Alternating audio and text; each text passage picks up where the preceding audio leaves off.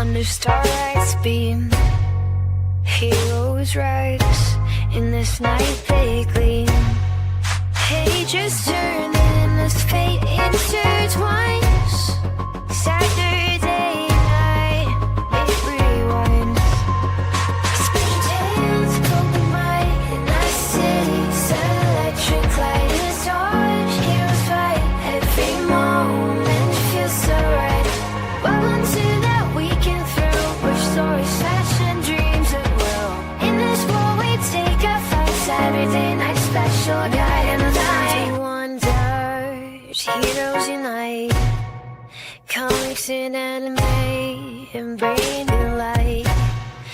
Journey through panels and vibrant screens. This colorful tapestry. Welcome. It's Saturday night, which means it's time for Saturday Night Special, the sixth best show on Renovision. With comments such as, "For the love of God, let your friend stay where he's at," SNS, and "that channel is a rest area toilet bowl, and you don't need any more stinking up the best comic YouTube show going. And this is an absolute terrible watch. Such douche chills." How about we check in with Jedi Johnson and see if he thinks the boys are ready to start the show? I still think we're more prepared than SNS, even with the rush who did on the show. Well, shit, I hope you boys are ready to bring the mayhem, because an all-new episode of Saturday Night Special starts in 3, 2, 1.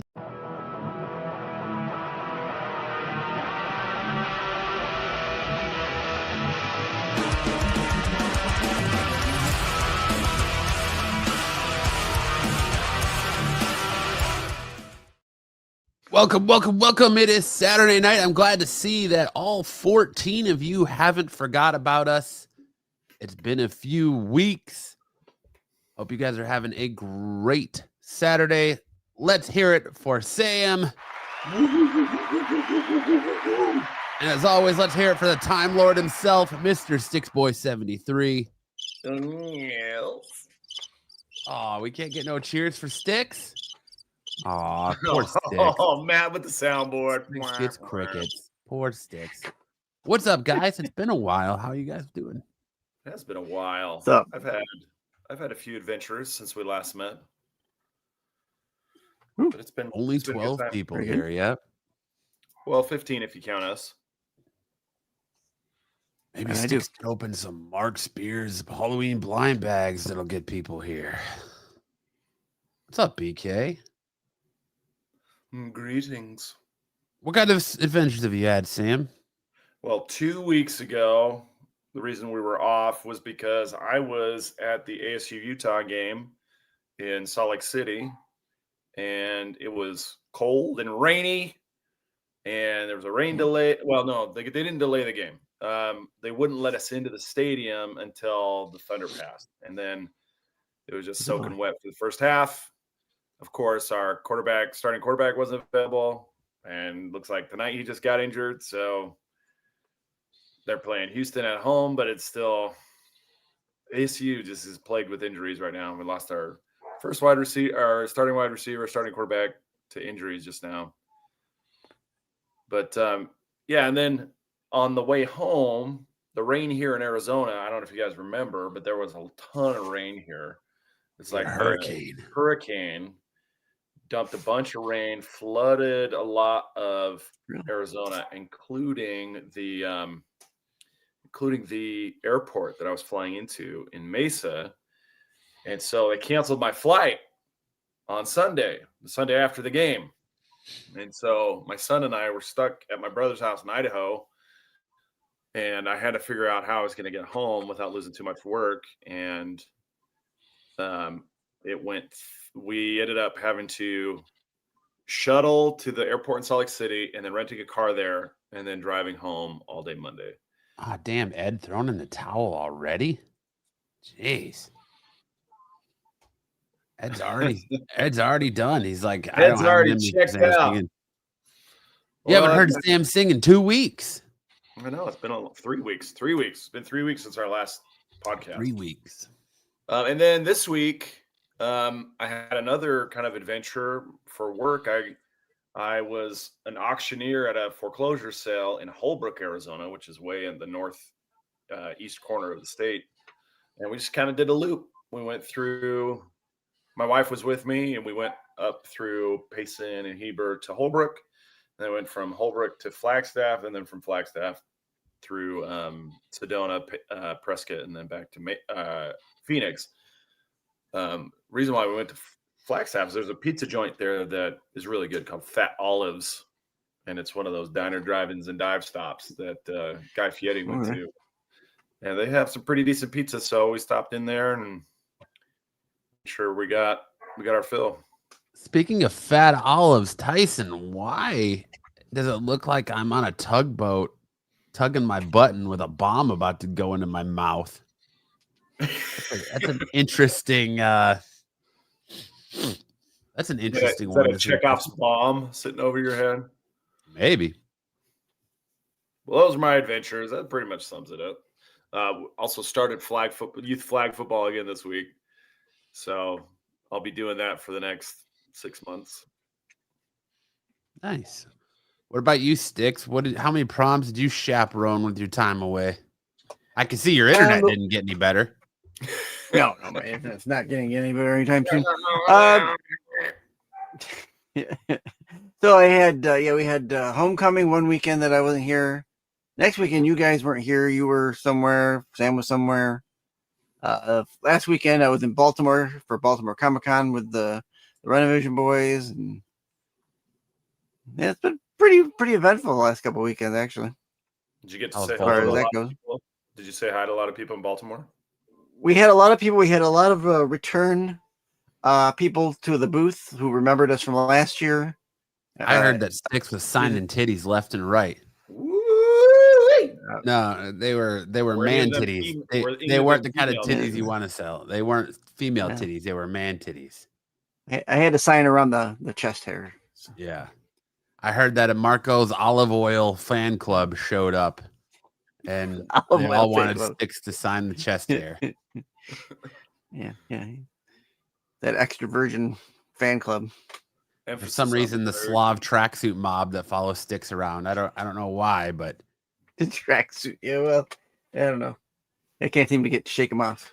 So that's all right. No, Baltimore was fun.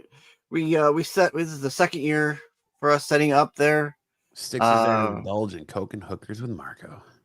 Oh, I don't think there's any hookers in Baltimore that would even want to touch, but there's a plethora we have a wheel that we spin. We give away comic books. We talk about the channel and the shows that we have on the channel. So it's a good time. Everyone had a good time. Dom, if you've watched last night's show, towards the end, he talks about what happened with him over the weekend. So go ahead and watch that on the Qualify last night for our after hours when we preview Baltimore. But where he was complaining about how he didn't get invited to dinner with you guys. Yeah. BK says Dom officially that was quit pretty funny. Vision last night. He did not. No, he didn't. It's been a long time coming. Don't listen to BK. I hear BK is the source of all truth. Dungeon Crawler says, poor lonely Dom. Oh. Yeah. Poor guy. I'd take Dom to dinner. I even got a great pizza place here he could go to. Arco ships his prostitutes wherever he goes. What are they? What are they? Sex dolls? He's shipping sex dolls. They're real dolls. Real dolls. Marco and the real girl. He puts the Detroit made penis enlarger on and pumps that bitch up and then puts his VR helmet on so it feels like he's there and it really feels like she's got a vice grip on his dong. Oh man, dude, that reminds me of the weirdest interview I ever did. So when I was on Couch Crunchers, we would do celebrity interviews. And the first one I ever did was Eric Roberts and his wife. And we talked about we spent like 40 minutes talking about his movie career and, doing all these different things. And then the last 20 minutes, we talked about his like penis pump that he was selling. Nice. It was like the Rocket. It was called the Rocket. Did he send you one to try out? No, he didn't. No? I felt like, shortchanged that I didn't get to test the Rocket. He also didn't show it to us. Like we just We just looked at the website, but he was hawking a penis pump called the Rocket that was supposed to help with erectile funny. dysfunction. I am just a lonely messenger of the truth. The truth will set us all free. BK. Well, that's good. Good stuff. Yeah, October's busy for me, man. Like last week was my dad's birthday. Tonight's actually my sister's birthday, but we're not getting together till tomorrow. So like the last 2 weeks have been just absolutely nuts with family stuff. So glad to be back with all of you. I'm sure the boys are too. I think we got a great show for you tonight.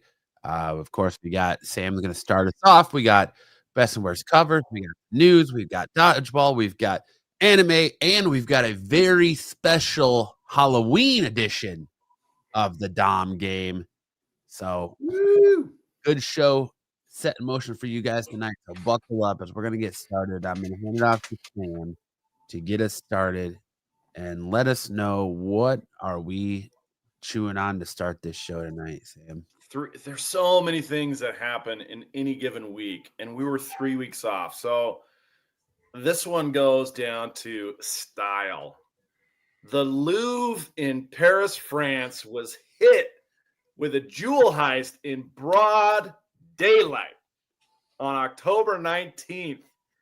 In less than 7 minutes, I think it was like a gang of 3 or 5 people made off with something like $10 million worth of jewels. The royal crown, bunch of necklaces, all these jewels that were looted. And it happened so quickly, and it happened right at like 9:30 in the morning as the Louvre was opening. And nothing like this has happened in such a long time. Usually the big heists these days, the big capers these days are all digital. It's just people, like crypto heists or DDoS attacks on corporations, and they're trying to extort money out of these corporations. Whereas we have in France thieves with style who have come out and nabbed a bunch of jewels. Now, who's on the case? Well, that's what the picture on the right shows us. The lead detective is this dude with the fedora and the 3 or 4 piece suit he's got on, plus his fancy umbrella. This is like the Pink Panther type detective. He's over here going, I shall solve this crime and find these jewel thieves and bring them to justice. He's got great style, but there has been zero. There's been zero advancement in tracking down who these thieves are. And so, gentlemen, the time has come for us to do what every good podcast does, and that is speculate as to who the jewel thieves are, what their motives were, how they were able to pull off this caper, and how long it'll take this young detective with the high fashion sense to get the job done. Well, first of all, your first misstep is assuming this is a fine podcast. This is anything but a fine podcast. But I have my suspicions on who it was, because he was suspiciously not here on October 19th when this all went down. I didn't do fucking shit. I didn't rig shit. I didn't fucking do this. I'm not worried about it. That's It was Pete. Now, they did say that one of the thieves was dwarf sized, so that does fit. They did also say that one of the thieves used a lot of grease to kind of slide across the floor to get past the laser array. That's why you didn't see Marco in Baltimore, Sticks. He was slip sliding his way to the royal jewels of France. Explains a lot. Pete just walked completely upright underneath the motion sensor. Nice Nice knowing you, Sam. Doctor Who leading the investigation. He does have a certain flair. He does have a certain fashion flair. Dude, like this literally looks like just a bunch of people in like Sherlock Holmes or Professor Clouseau cosplay showed up outside of the Louvre to just make a mockery of this. It doesn't even look like he's legitimately the lead investigator. Like you look at those other, like this gentleman here, like, you know, they all look like they're actually law enforcement. Okay, the dude in the middle, the black dude in the middle, is literally sitting on his hands, like he doesn't know what to do. He's like, we got no leads, there's no fingerprints. All we got is this trail of grease, and a weird imprint of a deep V on the floor. Ooh. You know who else it could have been who was oddly absent last week? Get the hell out of here with that shit. Sorry, Rob. I was just trying to make you relevant a little bit more. Dungeon Crawler says has to be an inside job. You know, there's a lot of speculation that it's an inside job. Very, very reminiscent of things like the Da Vinci Code or Oceans 11, 12, 13, 14 through 18, 19, 20. In fact, this was kind of the plot to Ocean's 8, the all-female cast. But it just is super hilarious that the French police are as effective as they are portrayed to be in the movies. Oh my God. I am never going to financially recover from this. It's about the sentiments right now going on at the Louvre. So keep your eyes open. Let's piece the clues together. Let's get out there and nab Carmen Sandiego and see what's going on. But if you want to post your theories as to who it was, you know, the person, the place, and the weapon, you know, clue style, we'll entertain those theories all night long. I think it was Colonel Mustard in the Louvre with the candlestick. With the melted candlestick dripping off from his body as he slid across the floor. I think the swag on this guy right here says he did it. And yeah, he's certainly come into some money recently and is able to upgrade his wardrobe. I mean, you got these gentlemen here who are like, man, this job doesn't pay enough. And then you got this lead investigator here who looks like he's like 20 years old and he's all dappered out. What if these three guys are the guilty parties and they're in disguise right now, just hiding in plain sight? I mean, it has to be an inside job, right? It has to be. They have no clues. That's convenient. The report that I read or heard, the internet. It was definitely my internet. How are they going to sell the items exactly? That's a great question. I'll tell you. That's the question of the week, I think. The one thing I heard was that they used a tow truck. I don't know if this is true, to break the glass up above it so they could lower down into the Louvre. I don't know. So how they fence the jewels is they can either try and fence them as a single item, which would probably be the most lucrative, or they can cut it up into individual jewels and sell those instead. And then the fencers will sell them to jewelers who will then carve them up or keep them in personal collections. But it's not too dissimilar from buying a graded comic book. You have to decide, am I going to crack it and press it and then have it regraded, or am I just going to keep it in my collection as is? You would have to, though, because you think the moment you try to sell something like that, you're going to raise a lot of questions. And people are going to be like, where did you come into these? Where did you get these? Like, these look like, this piece looks like it belongs in the Louvre, or this piece looks like it's, you know, royal jewels. Yeah. And Like there's Yeah. got to be You can't- some kind of like identifying marker of some sort from the whoever smelted it or made it that they Smelted can pick up on. Tyson. It was Professor Plum with the rocket penis pump. Yeah, so they can't just list this on Craigslist and say, No. It's black market. Of course, it's black market. It's the same people who human traffickers. Those type of people. They don't care about the law, and so they're going to buy whatever they want to buy. There was. I used to work for a judge, and when he was working as a prosecutor with the U.S. attorneys, He tried to sell you a penis pump. One of the things that they were tracking down was the Saudis would pay millions of dollars for black market eagles that are illegal to capture here. Oh. People would capture them and then sell them to the Saudis because they train them like for falconry. And the bigger the bird that you have for falconry, the higher the prestige or the higher the status. And so they would pay millions of dollars for a golden eagle or a bald eagle. They just outline the jewels with air tags so they could fucking track them. Find my iPhone. Oh, look, there's the jewels.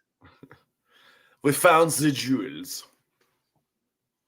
But no, you got fucking Nick Jonas over here. He's on the case. He's ready to go. Nick Jonas. Fan casting the documentary.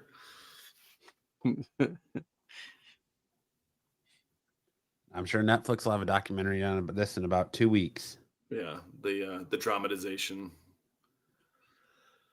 Well, very good.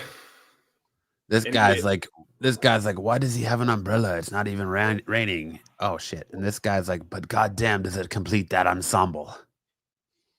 The fucking French, man. Oh, there you go. Who done it? The mystery of the year. Just in time to bust our boredom. Yes. But all right. That seems as good a time as any to get into a little bit of news and the top news stories this week.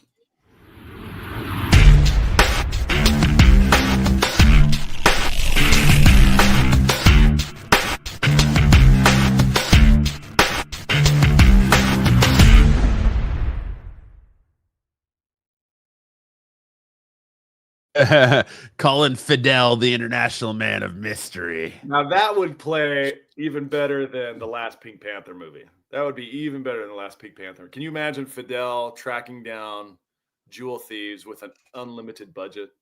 Oh, I bet you if you give him the time, he'll tell you he's on that case. And that his dead wife is the one that did it. She inspired me. She inspired me to do it. The jewels are buried with her body. All right.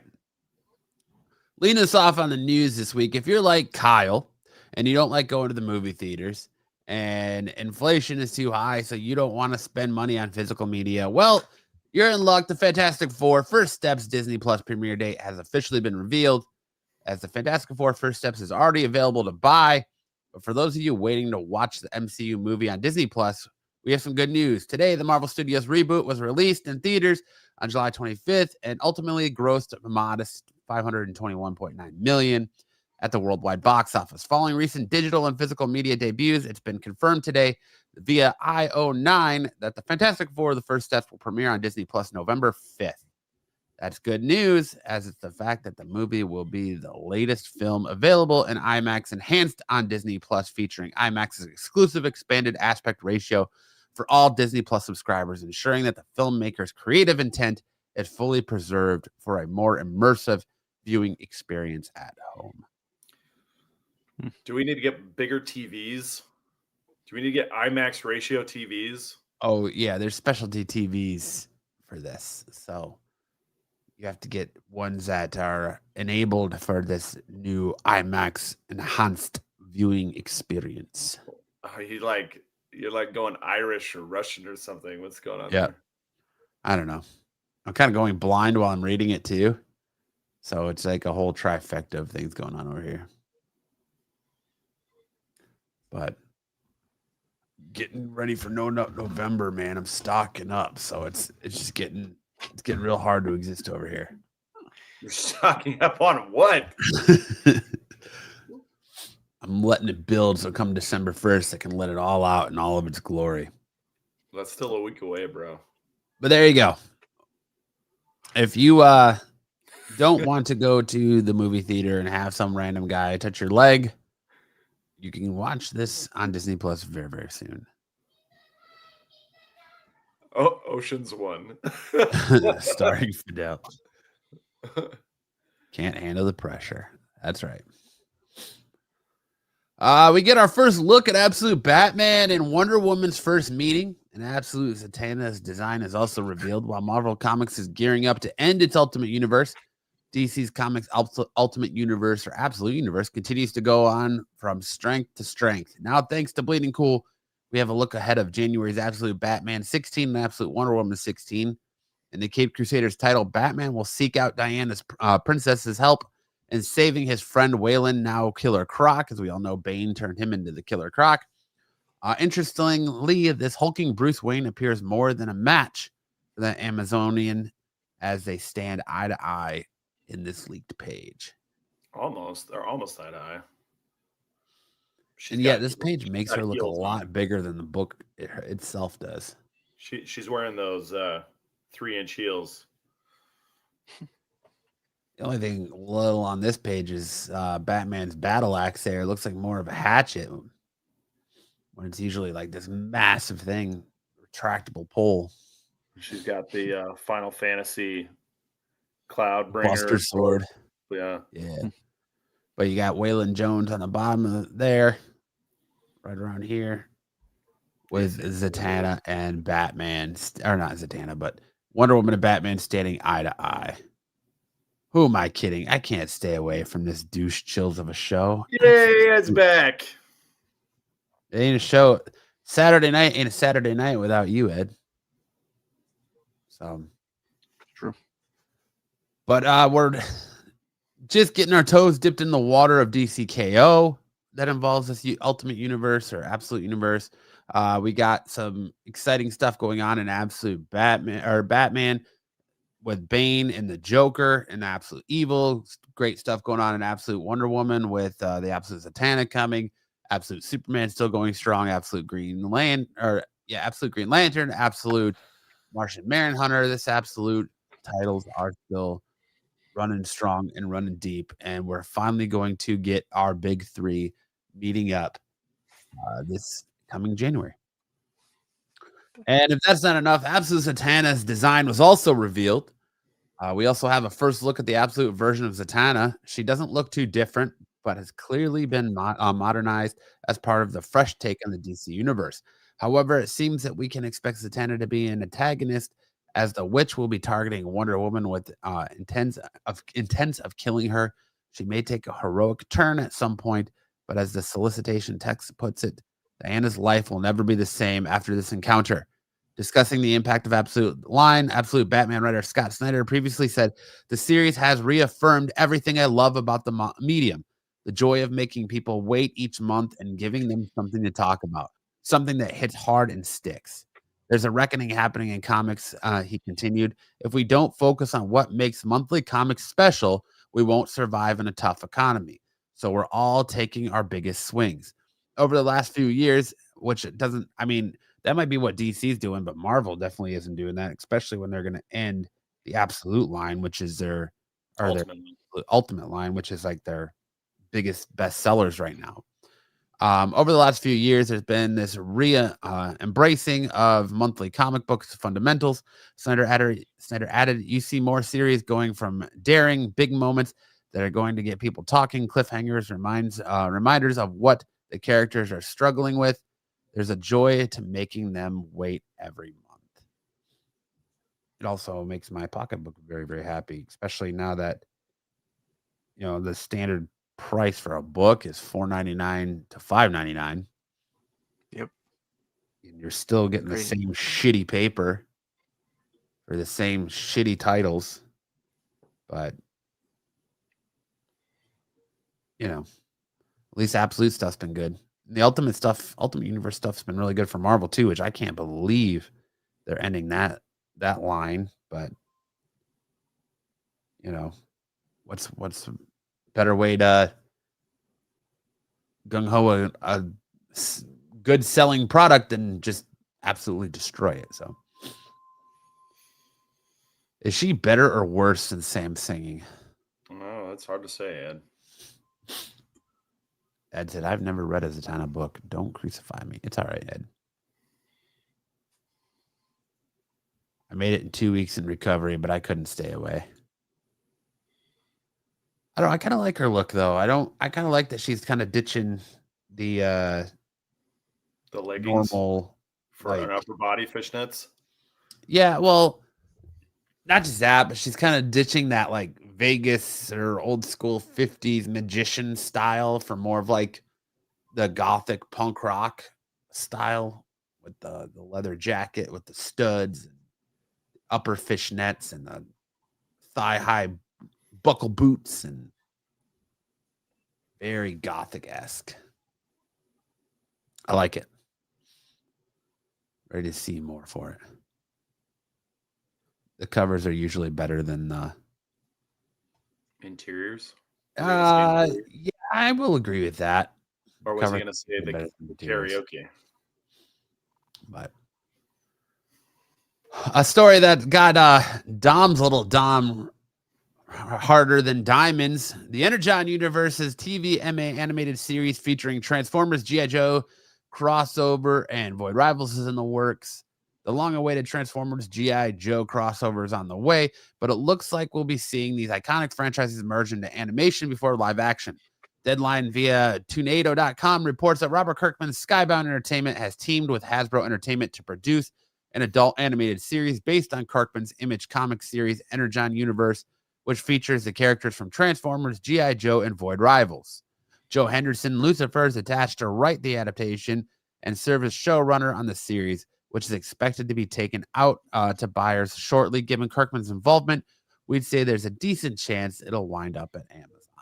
I think it will, because if his Skybound Entertainment is going to be the ones that are producing it, usually I think he's got a deal with Amazon where the Amazon gets first look or first right of first refusal on it. So I would not be surprised if Amazon buys that up, especially with hits like The Boys, Gen V, Invincible, which he's got going on. I think they're going to gobble that up. So look forward to a more adult themed, which I think is good because most people who are Transformers fans from the 80s are in their 40s now. And, you know, it's good to have. Yeah. And I like that. I wish more franchises like that would grow with its core audience that it started with, like the Ninja Turtles. I love that we got The Last Ronin, but I want to see, and I can't wait for the Last Ronin movie, but I want to see an adaptation of the Turtles I'm used to, not the cartoony, whatever they did with Mutant Mayhem. Not that Mutant Mayhem's a bad movie, but that's just like one of the franchises that I grew up on. And now as an adult, I want to see it kind of evolve to be more adult oriented, or at least, something targeted towards adults now. Well, right. It's good to keep it's really quick. It's good to keep these cartoon IPs still for kids, but like you say, remembering that your original audience is now older, move some story to fit that audience. I agree. Well, yeah, you can always tell new stories for a new generation that brings a new generation of fans into the franchise, but you can also do that without alienating your core audience that brought you into the dance in the first place. And you could kind of push that along a little bit more. Like, I think it'll be cool to actually see like Transformers killing people, or the Decepticons killing people, or, G.I. Joe's being in battle, people dying, and, really make those stakes feel more. And like, even as like a Power Rangers kid, they're still doing Power Rangers stuff. I'd like to see a little bit more adult oriented Power Rangers stuff, for, just something really just move that franchise along to and cater to both younger and older audiences that allows fans that, like I said, brought you to the dance in the first place to remain instead of moving on to something else. So, like, I feel like, I don't know. Do you feel like anime does that, Sam, or do you feel like that's still like anime targets a broad age range, or do you feel like it usually caters to younger, newer fans? Well, it depends on the type of anime. So they have lots of different genres of anime. There's probably the most popular is called shonen, and then they also have shojo. So shonen is geared towards young men, shojo is geared towards young women. And there's various ways that they can kind of capitalize on an IP with those types of stories, and primarily they're focused on selling manga, selling anime, DVD sales or Blu-ray sales, movie tickets, those kinds of things. But then they also have merchandise lines that also pick up video games, card games, those types of other interactive properties, which is, I'm not going to say it's fundamentally different than what we do here, but they don't do a lot of reboots. They're just continuing stories that just take forever to tell. You'll see a story get maybe 200 or 300. And when we talk about the big three, we're talking about 600, 800, 1,000 chapters that can take decades to tell. And so those things just kind of carry on forever and ever. Whereas here we're taking the same IP and rebooting it over and over again so that we can merchandise to a younger audience every 3 to 5 years. So Ninja Turtles is a good example where they have rebooted probably every 5 to 6 years. They reboot their cartoon franchise so that they can remarket toys to younger audiences and then the animation style is adapted to whatever is cool at the time. So you can look at things like Mutant Mayhem. It has a very distinct style from Rise of the TMNT, and which is distinct from the 2012 TMNT, which is distinct from the 2003 TMNT, which is distinct from the original 80s series. Again, which is distinct from the live action movies themselves. So there's just always lots of things that they can do. Let's see. What did that say? It said Dom's gonna mess himself when they make RC topless for the movie. Okay. Yeah. We had a discussion about this the other day where I think somebody said, I think it was you, Sticks, telling Dom like he's gonna freak out when they show like Optimus making out with RC or banging RC, and Dom's like, oh, nobody wants to see that. Nobody gonna see that. I will say that I think maybe Transformers and G.I. Joe do the reboot stuff the worst. Like they have really cool toys. Transformers and G.I. Joes are really cool toys, and they don't try to market the cartoon to new audiences to sell these toys as much as they did when we were kids.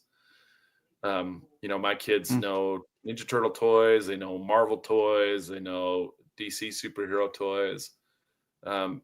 Transformers are less known to them. G.I. Joes are unknown to them, and so it's like, well, what changed is probably our sensibility revolving around guns for sure. But I think those are things that they could market a lot better. Well, I think we also haven't had a G.I. Joe or Transformers cartoon in about 10 years. Transformers a little bit longer. So no, there's been Transformers. There's Transformers. I mean, well, they've had Rescue Bots. I wouldn't call that a. No, there was Transformers 1. Well, there was that one, but there was one on was a TV movie recently too. Well, they've had Rescue Bots on Nickelodeon. I think it was like Earthspark. Earthspark. Yeah, you're right. Earthspark. That was one. They had I forgot about that one. Cyberverse. Also, that was on Netflix, right? One with a Netflix maybe. I don't know. I forgot about Earthspark though. I forgot about that one. So yeah, you're right. Bad. I remember watching a couple episodes and it wasn't bad. We just never watched it again.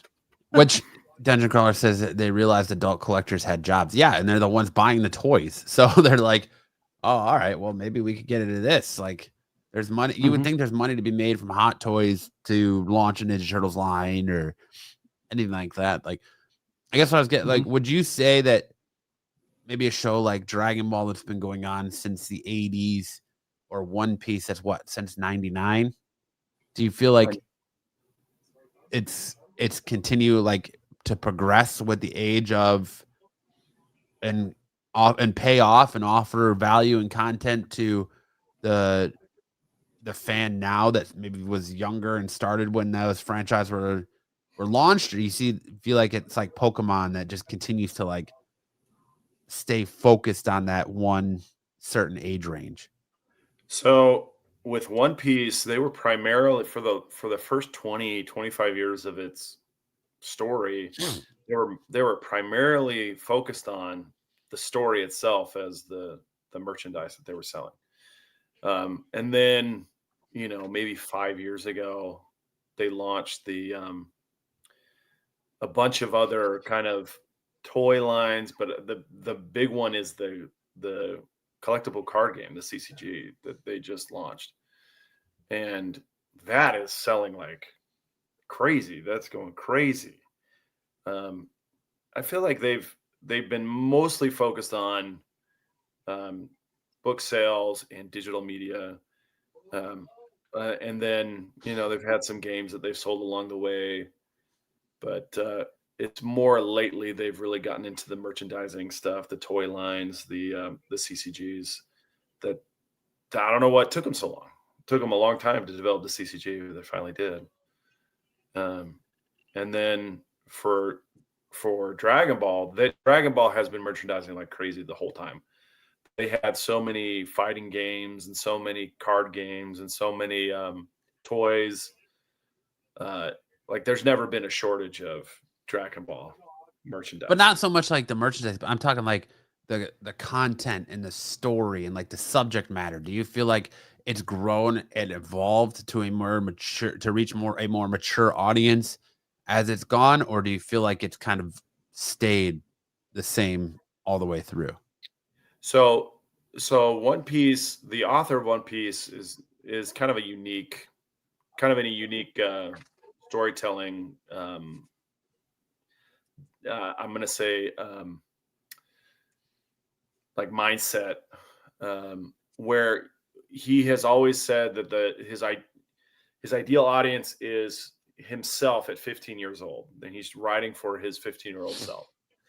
And so he's been in that sort of paradigm for the last 30 years, trying to write this story to impress his 15-year-old self. And the story has changed. I mean, as far as the manga goes, it hasn't changed a ton as far as the content, but it has intensified in the last, I'm going to say 5 years. It has intensified greatly.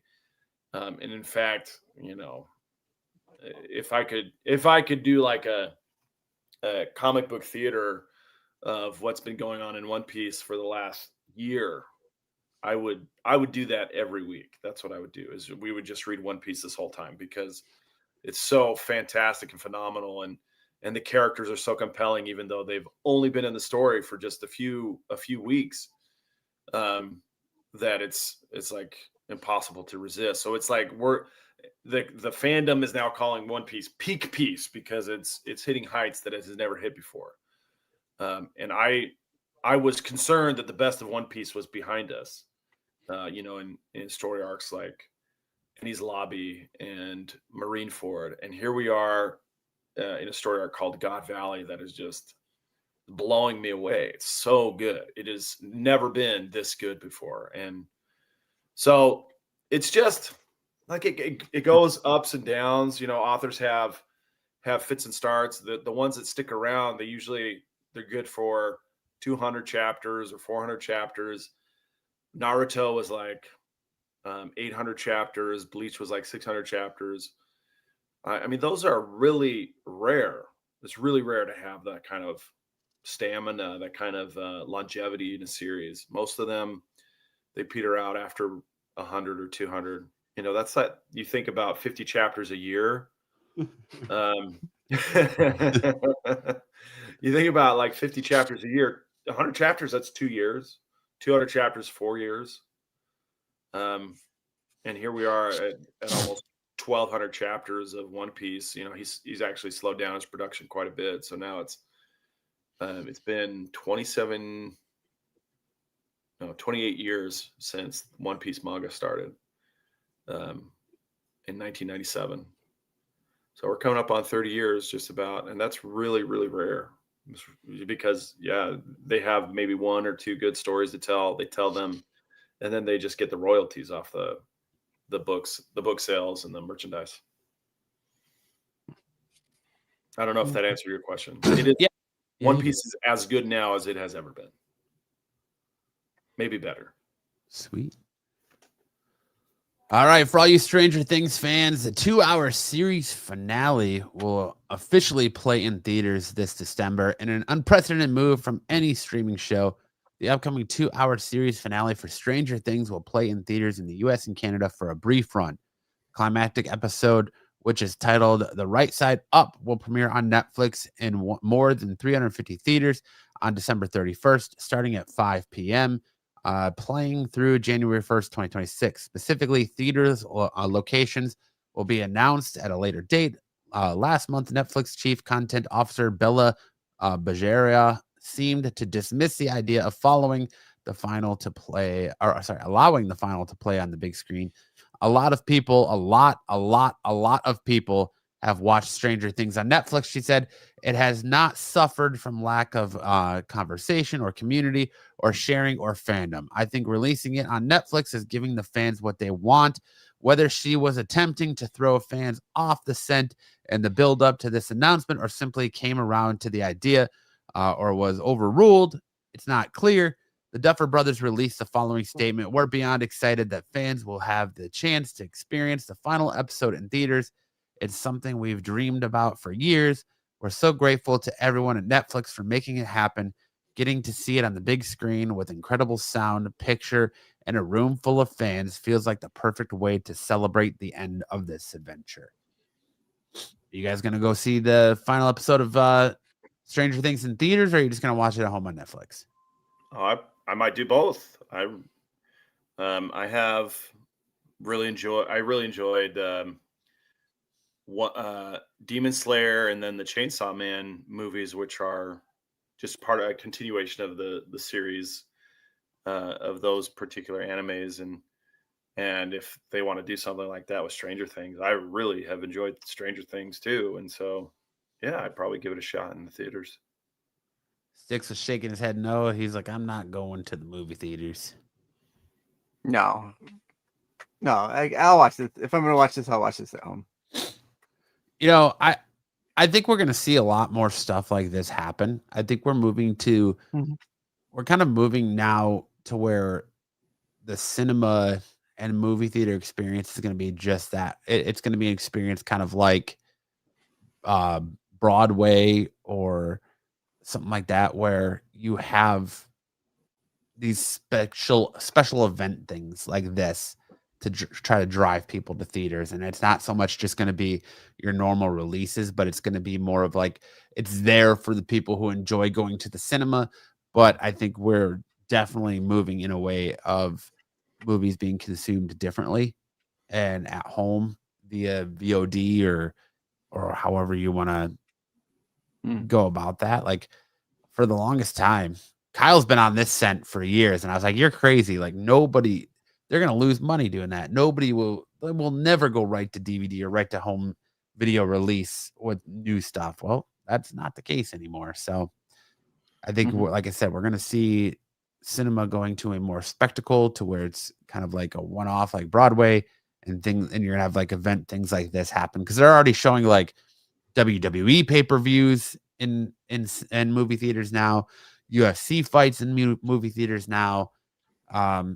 You're having like relaunches of like Rocky Horror Picture Show right now. They're bringing movies back for milestone anniversaries. It already seems kind of feel that way, that it's becoming more of a like spectacle and grandiose thing than just going to see a random movie on a Friday night. Well, I mean, It makes it interactive. Sounds fun. I'm down. it used to be that movies weren't just random. It seems like since COVID, most of the movies that have come out have been just random. But if they put together something that is thoughtful and something that is not random, something that's really been carefully put together, kind of like this finale season of Stranger Things. At least from all appearances, it looks like it's being put together very thoughtfully. I think people will show up because this is really neat and it's really cool to see Stranger Things with a group of fans. You know, there's nothing quite like the energy that you get watching a finale movie on opening night with a bunch of people in costume and who are super excited to be there. You know, I think back to Avengers Endgame, that premiere, there were so many people in costume. I was in costume and there was a ton of energy and everyone was really into it.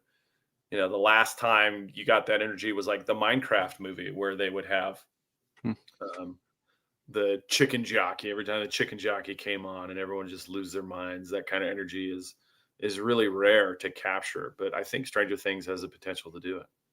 See, when we had Film Bar in downtown Phoenix, they did a lot of stuff like that too, where like they would show Tommy Wiseau's The Room, and it was like interactive where people would throw spoons at the screen, and whenever they saw spoons in picture frames and things like that, or like Rocky Horror Picture Show, how they had like a really interactive experience with that movie and things like that. But yeah, I mean, it definitely feels like you were saying that they're going that way. And I kind of don't contribute it so much to COVID, but COVID had a big thing to do with it. But I think it's like also the writer's strike and how now you're paying anywhere between 13 a person to 20 a person, depending on where you live, to go to the movies. And you don't know what you're getting. You're getting either movies that are terribly reviewed, superhero movies, or remakes like Running Man, or there's not a lot of like originality in Hollywood anymore. Yeah. That's a good point. You know, the fact that they're rebooting so many properties just tells you that they have become really staid and they really don't like to risk anything that's not a property that was done 40 years ago successfully. Like originality is now in the Tyson steep. says, I don't want my thigh rubbed by a dude just like Kyle. Well, you know, it's kind of a crapshoot. Sometimes it's a guy, sometimes it's a girl. But definitely my thigh's getting rubbed. Both. I don't know, like last night, my wife and I went out on a rare date night and we went to see a movie she wanted to see and has been talking about wanting to see, and it was fun being in there, and it kind of brought back the magic of the theater with like the people around the theater, like just being invested in the movie and invested as things happen and reactions as things happen and things like that. It was definitely a different feel and really kind of rejuvenated my love, because I love going to the theater. I love the smell of popcorn. I love just being there in the room, like Sam said, with other people, the spectacle of going to see a movie in the theater. That's my preferred way to see it versus sitting at home. I like sitting in the dark where my wife can't ask me 1,000 times, now, what was that? Like, who did that? Like Gen V. My wife has been watching Gen V with me since season 1, but she's not watched episode of The Boy. Refused to watch The Boys. And now we get to the climax, the final of Gen V, and she's like, who's that character? Who's Homelander? Why are they trying to stop Homelander? Who's Starlight? Who's this person? And it's like, well, you should watch The Boys. You need to watch The Boys. So it's, I pray for being in a dark movie theater where she can't sit there and ask me a million fucking questions. But all right, moving on. That's it for news. We're gonna hand it over to Big Daddy Sam. Woohoo! For big news and anime. Secretly, we all know this is Ed's favorite segment, and watch your ears.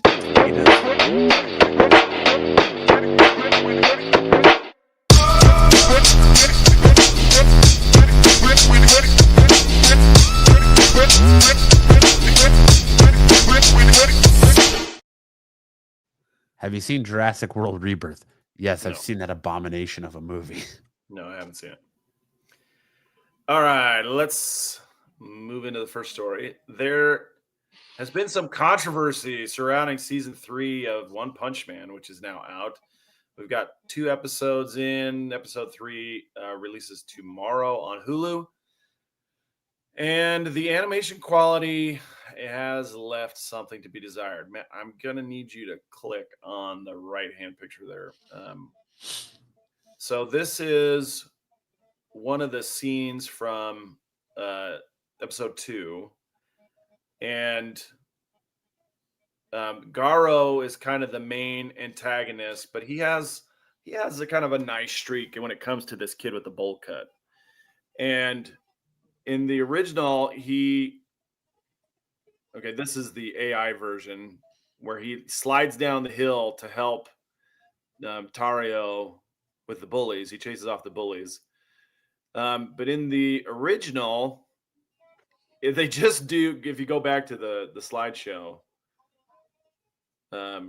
they just do like a PNG, and you drag the PNG down the hill.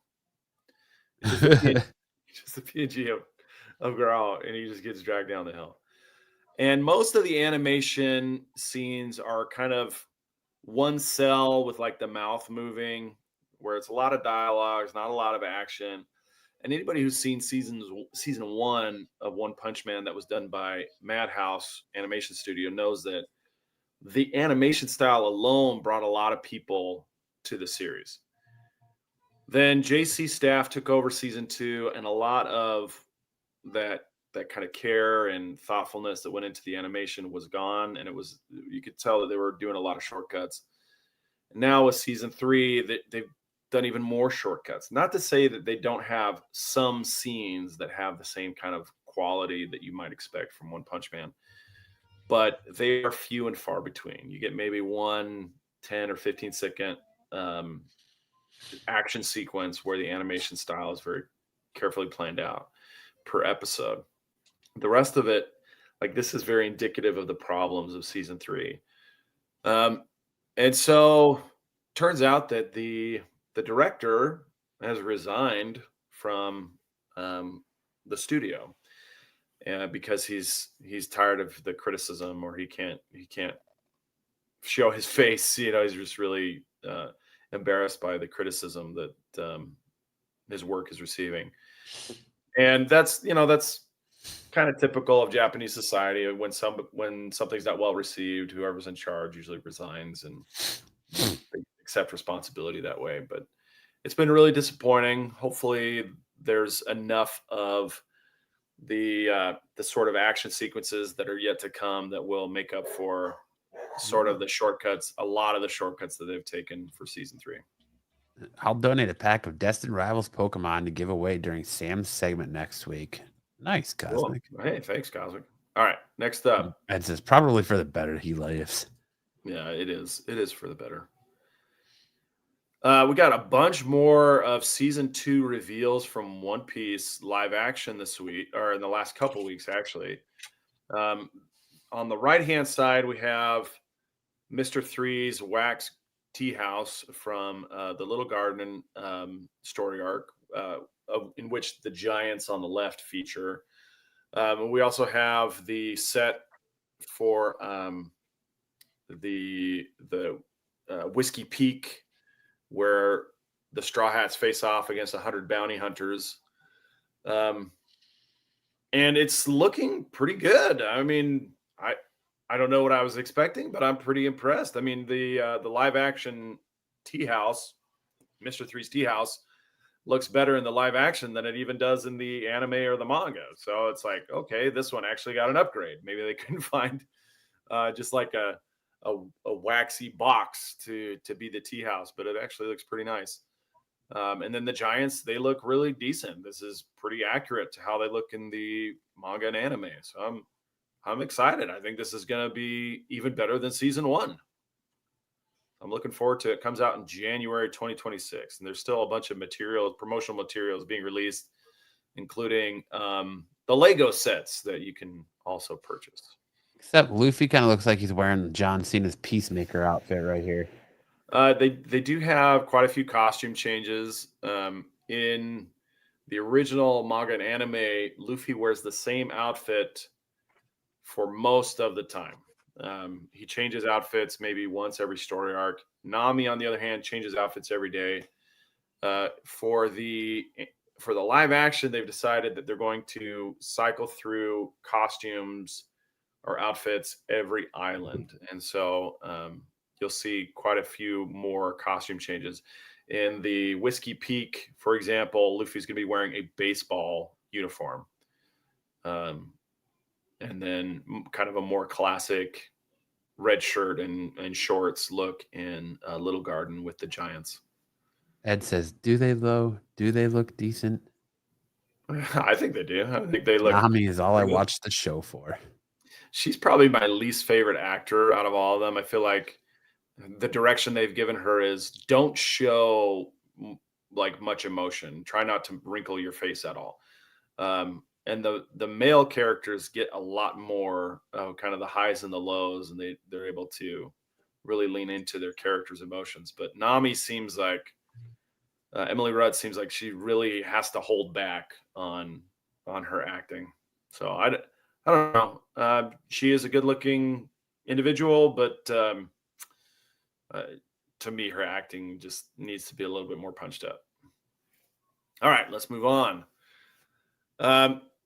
Tatsuki Fujimoto is the author of Chainsaw Man, and he's got a film anthology for several short films that are going to be released. And I thought we might take a look at each of the trailers. There's just a handful. If you want to click on each of the where it says trailer, it'll bring us into trailer for each one.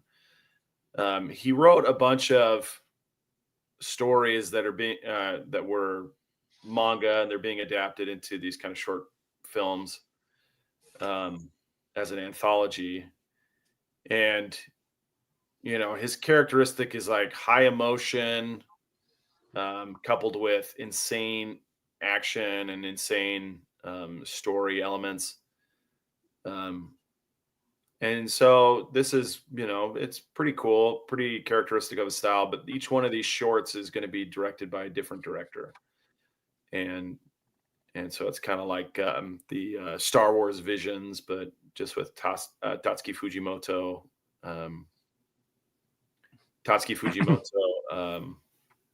Stories. And the week.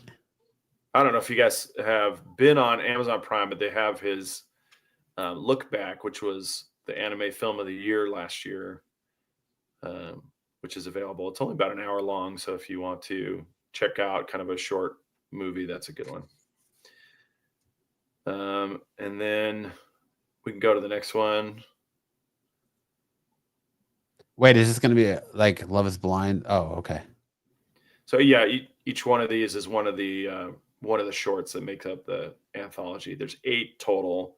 I thought you were just tricking us. It was going to be a shirt for like Netflix's Love is Blind reality show. No, that's the name of this particular entry. And they're all what does he say? I don't think you guys heard that when my kid just screamed, "Yeah, I took a shit." No, I didn't hear that. All right, there's one more. Sasaki stops the bullet. And they all kind of have some really serious elements. And thanks, Solo. Right. Congratulations on the bowel movement. So yeah, I mean, it's a cool anthology series, and Tatsuki Fujimoto is kind of an edgy guy. He's the guy who did Chainsaw Man, and if you guys remember, we featured some of those really crazy stories from Chainsaw Man. And speaking of Chainsaw Man, that'll take us into the last news story, or the last anime news story, which is Kind that, of, Ed. She uses the traditional, like, flushable baby wipes. which is that the Chainsaw Man Raise Arc movie has released this weekend. I went and saw it last night, and I have to say that this is probably the best movie I've seen this year.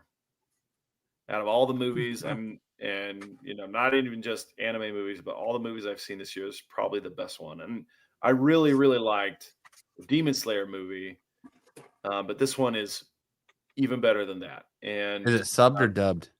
you can watch it subbed or dubbed. They have them both. Okay. They also have them in 3D. It's just phenomenal. Like the story pacing, the action, they did do there's like a skinny dipping scene with the gal you see on the right. Her name's Reze, where she's teaching Denji, or Chainsaw Man, how to swim. And they edit it so that you don't see her nipples. It's just like a Barbie doll. Like she's got the Barbie doll chest. But there's some nudity. There was a guy in Japan who went and saw it, and he was Pee Wee Hermaning. I think we talked about that briefly on the show, but he got arrested for having his wang out, jerking off during the movie. But at any rate, it's a fantastic movie. It's rated R. They don't hold back on anything. It's incredibly sad at the end, but heartwarming up until that point. And then it's just the pacing of it's really good. You really feel the sense of longing, and then the loss, and then the excitement, and then the devastation at the end. And it's just really, really fantastic. So unlike One Punch Man season 3 animation quality, which is rock bottom, this is top notch. And so I would encourage all of you, if you haven't ever seen any Chainsaw Man, get caught up on season 1, so you know what you're getting into, because this is basically season 2 of Chainsaw Man. And I think you'll like it. Compared to what? Wonder Woman 1984. Wonder Woman 1984 may be one of the worst movies released in the last 5 years. Well, yeah, I'd call him poppycock on. Is this the best? This is the best movie you've seen. No, all year. I see a lot of movies during the year, but this one is fantastic. And I have gotten a lot more selective on the movies that I go see because of the price increase. But it's phenomenal. I enjoyed every second of the movie while I was in it. There weren't any parts where I was like, oh, this is taking too long. It's about an hour and 40 minutes. There is a post-credit scene. So stick around. It's kind of a mid-credit scene. It doesn't take, you don't have to wait till the very end of the credits, but a mid-credit scene. And it's just fantastic. I think if you like movies, you'll love Chainsaw Man Raise Arc. Is the animation better than the new Demon Slayer movie? So it's a different style. With the Demon Slayer movie, they were going with kind of a 2.5D realism with the Infinity Castle, where they were trying to really give you a sense of depth and a sense of labyrinthine quality of the Infinity Castle. There's nothing like that in here, but they do use kind of the cell shaded 2.5D style. So it's the same animation style where they're using a 3D model to portray a 2D film or 2D animation. But it doesn't ever look like CGI. It looks like cell animation, hand animated cell animation. And so I don't think that you'll ever go in there thinking, oh, they took shortcuts here, because it doesn't feel like there's any shortcuts that were taken. The action is very fast paced, and like the emotional moments, they really don't rush them. They take their time with the emotional moments. So if you've got a wife or a girlfriend that wants to see something romantic and it will indulge you in some anime action, it's quite gory action, then this is a good hit. I think this would be a hit for both men and women. But yeah, that's my thoughts. And then we'll go into the manga spotlight. So this is the scene, kind of the driving force behind the movie in the manga version of it. So Denji goes on a date with Makima, who's his boss, and he pledges to himself, I'll never fall for anybody else besides Makima. Then he gets caught in the rain, and he goes into a phone booth, and then a girl jumps in there with him, and it happens to be Reze, and he gives her a flower after a short conversation, and then that starts their kind of romance together. And as soon as he had pledged, I'll never fall for anybody else, he instantly starts falling for somebody else. So that's kind of the impetus behind the Reze movie, is Denji is caught between his love of two women, and he doesn't know what to do.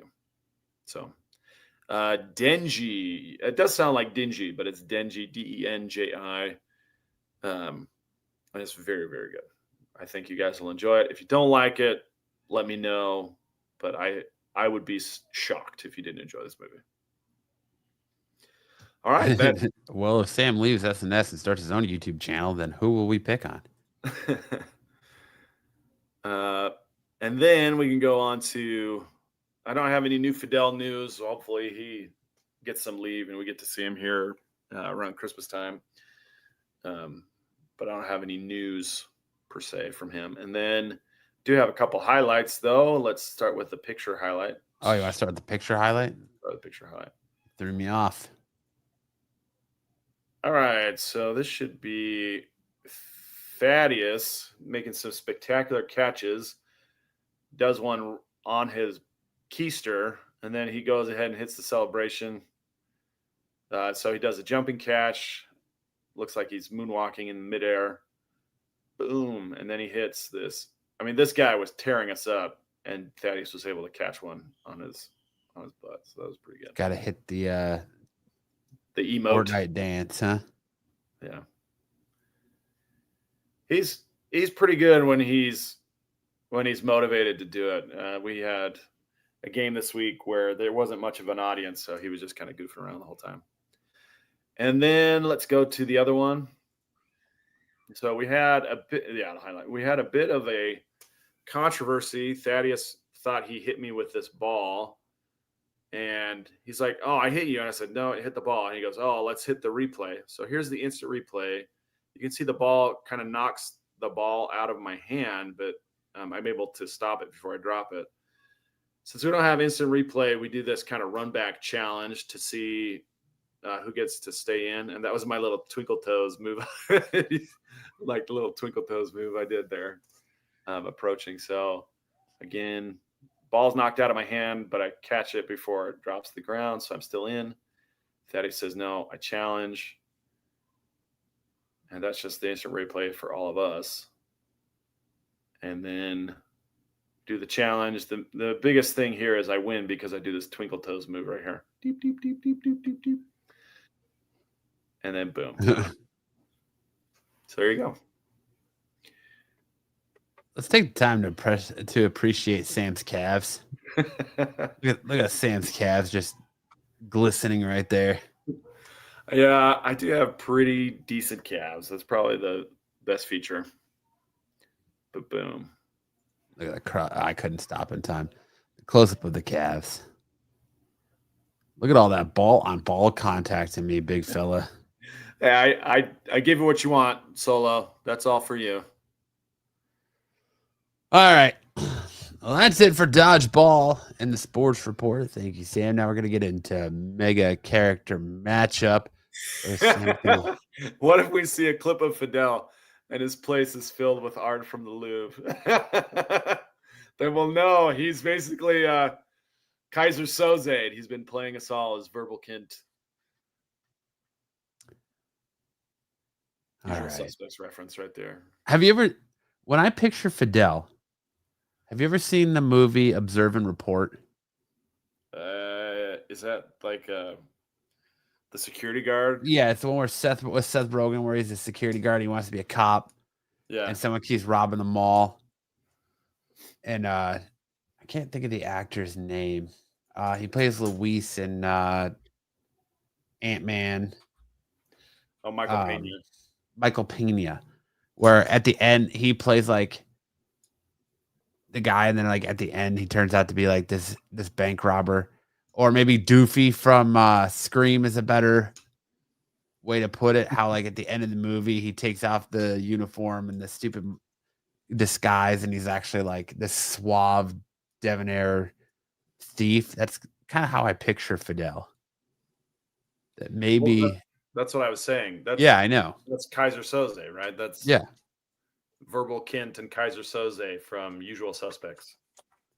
But just idiot to very suave. The mastermind, the secret mastermind. But all right, mega character matchup. We have Captain Britain versus Catwoman. Sam, why don't you fill us in on Captain Britain? Yeah, you got it.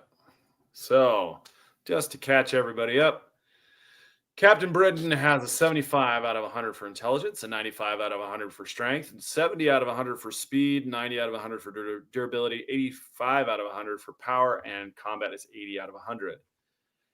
His signature abilities include the Amulet of Right and the Sword of Might. Are tied to British mythology. He has dimensional awareness and can sense and travel between realities. He can project blasts of mystical force, and he has flight and enhanced reflexes that make him give him versatile aerial combat. And he's resistant to reality manipulation and psychic intrusion, thanks to his ties to mysticism and magic. We need to do an MCM with the guys from Renovision. And then a Catwoman. Catwoman's kind of a... Sadly, I think Sam would win that, seeing as he's the only one here that's ever competed in Ninja Warrior. And twice. And the rest of us are, let's say, a little soft in the midsection. Sticks, you hitting those sit-ups before you go to the chaperone? Is your midsection soft?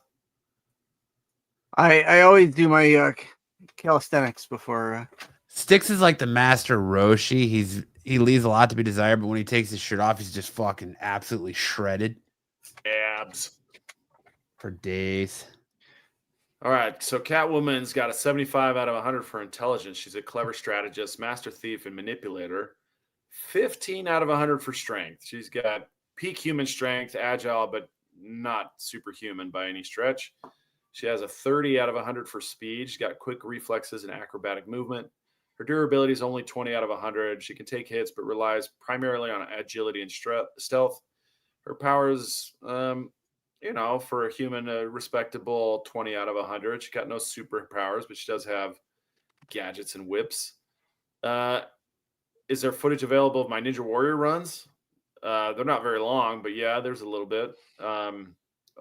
If you go to my Instagram, then you'll see them, but they're not very long. There's footage of you kicking the dude in the nuts repeatedly. Did kick a guy in the balls a few times. I didn't ever get past the first round, but I did compete twice in Ninja Warrior. And then finally, an 85 out of 100 for combat. I feel like this is more of like a measure of how high your martial arts ability are, or your combat awareness, but certainly not any measure of how well you would do in an actual fight with a superhuman or metahuman. So here's our scenario. Setting a moonlit rooftop in London where Catwoman is attempting to steal a magical artifact from the British Museum. Oh, I hope this gives her a leg up. An ancient shard linked to the Sword of Might. Captain Britain intercepts her, sensing a breach in mystical protocol. Round 1, stealth versus honor. Catwoman uses smoke bombs and rooftop shadows to evade detection, slipping past security with feline grace. Captain Britain scans what she doesn't realize is all you need is a pickup truck. You just drive through the front door.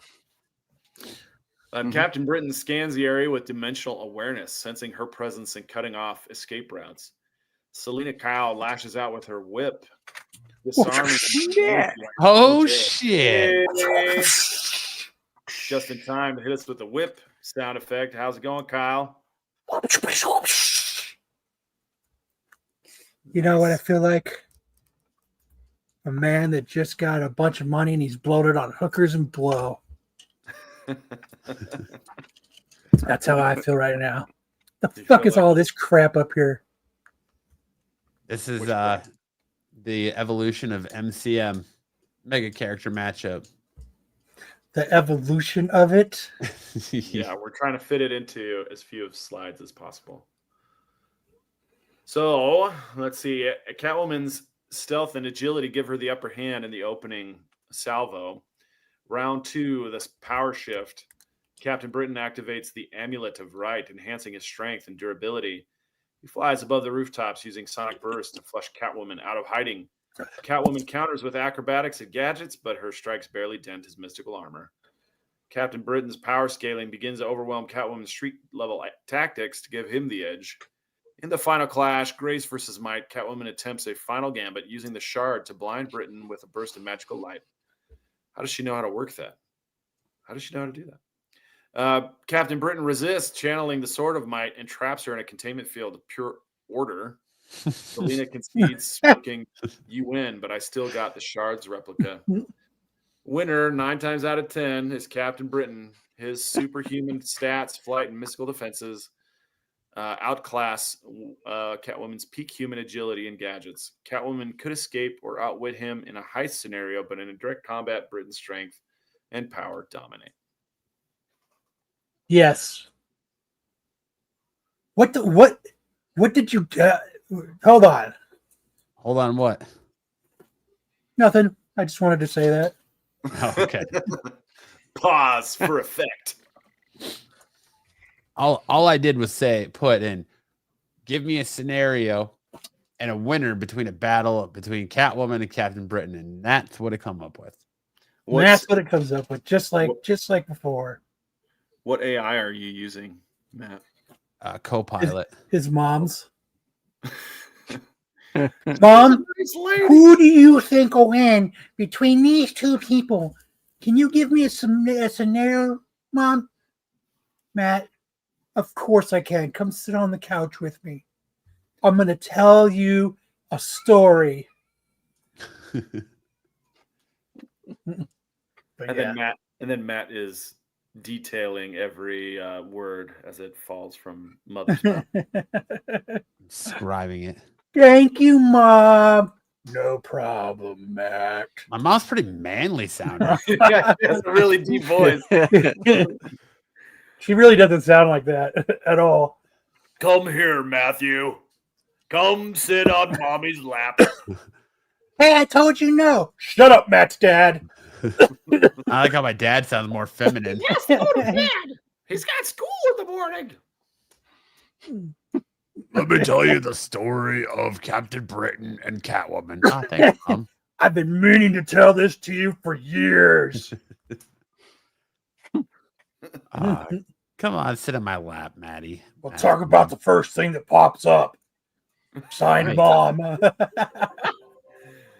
Come sit on my lap and we'll talk about the first thing that pops up. That doesn't sound very exciting. But Mom, trap. Not again. It sounds like a trap. Now, is she or is she not wearing the Mother's Day lingerie that I would have gotten her? Of course she is. She's so proud. She's got to set the mood, Matt. Got to set the mood. Oh, Gotta be Real mood setter, huh, Sticks? All right, let's Oh, see yeah. who Captain Britain's going to face next week or Captain in 2 India. weeks, depending on the way this show goes. Fidel. Miracle Miracle Man. Man. Ooh, It's like nice. Marco or anybody showed up on this yet? No, not yet. Tonight. Yeah. No, not on the show, but on that list, it has like Marco and Oh, Pete on and the shit on wheel. it. No. Yeah. We're still hoping Tyson for wants Fidel. us to do a Renovision MCM, so maybe we'll just have Yeah, to. I'd like to have Fidel in that bracket. You know, Fidel guys, needs to I be came and jumped on and everybody left. Matt's dead. Come sit on my lap, and I'll tell you about all the dead bodies I saw today. Thanks, Dad. Oh shit! I should have talked about that at the beginning of the show when we were talking about interesting things that we saw or happened over the last 3 weeks we haven't been Dead here. bodies. I saw a 3 dead body weeks. at the gym. What? What? Yeah, it was apparently a road rage incident. But it happened in half the parking lot. So when I pulled up, it was last Saturday morning. I pulled up and they had half of it taped off, like half of the driveway taped off, but there was cops just standing around. And as I was getting out of the car to walk into the gym, the medical examiner, Get out of the way, Shut up. boys. Someone's got to work out. yeah, and like you just walk in and you look to the left, and there it is, like a red SUV, and dude just like slumped over, all shot to shit in it. Oh my gosh. Blood all of like coming out of his mouth and out of his ears and stuff. Like it was wild. But then Sounds like no, a dead guy, all right. yeah, nothing covering it up, nothing like that. Just out in the open for everyone to see. And it was like right in front of a dance studio and a taekwondo place. So there's like kids walking past it to go into the taekwondo dojo, and this woman like walks up to go into the dance studio with her kid, and she's like, I gotta get my kid into her dance recital. And the cops like, well, obviously you can see we got a crime scene here, so they're not opening this dance school until we're done here. So there's no dance today, and told her to leave. She got all pissy and left. And this is some bullshit. Fucking Mommy, why is that man on his car? Oh jeez.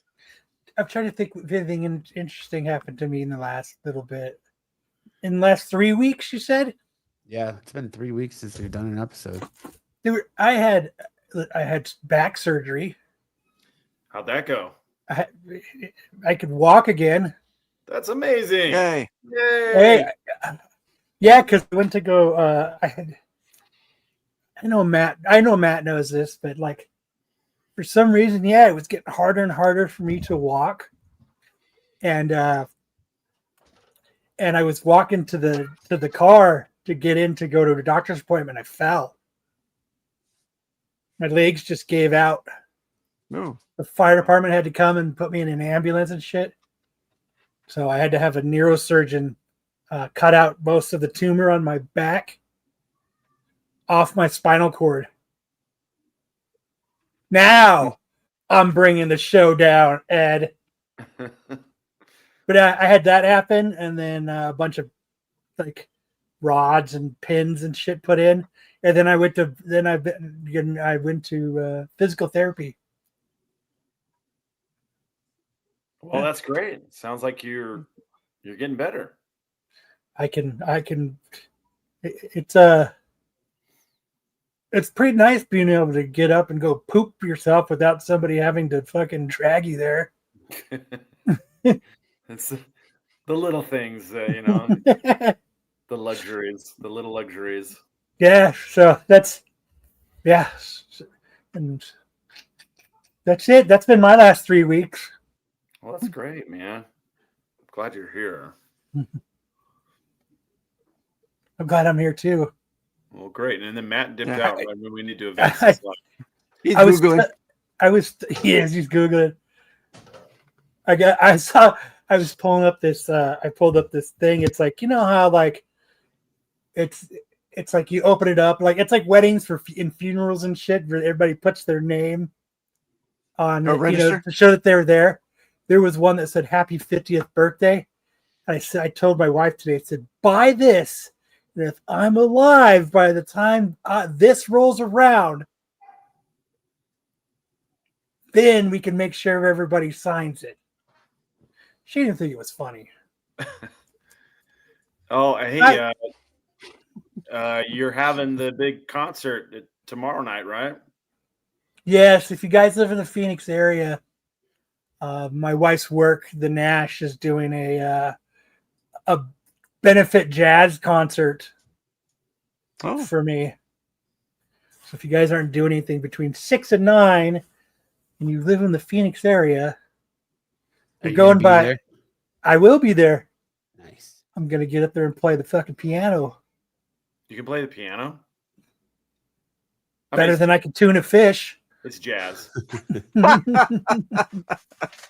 It's jazz. Yeah, that's cool. But yeah, so if anybody in the Phoenix area is here, and it's by donations. You come in and, you know, that's the entry fee. It's for 3 hours. You guys want to watch some cool jazz players? If not, oh well. Except Matt. Matt has to be there. That's a real selling point. If not, oh well. Well, I can't make anybody do shit. I mean, right. But yeah, if you're in the Phoenix area, like I know Sam's excited. Yeah, I'll be there. No bass playing, Kyle. I might jump up there and do it. Slapping the bass. Cosmic One wants to know how the VW is. Ugh. I look at it every day and a tear falls because I fucking can't get in it.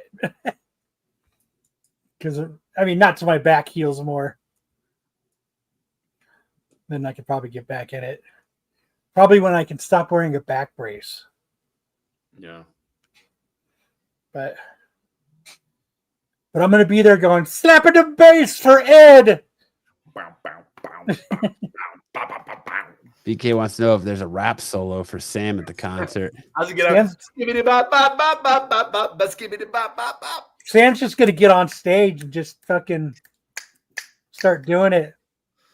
Now, here's a little story I've got to tell about my podcasting name, Kyle. That's better than anything I've done. In the last 6 weeks.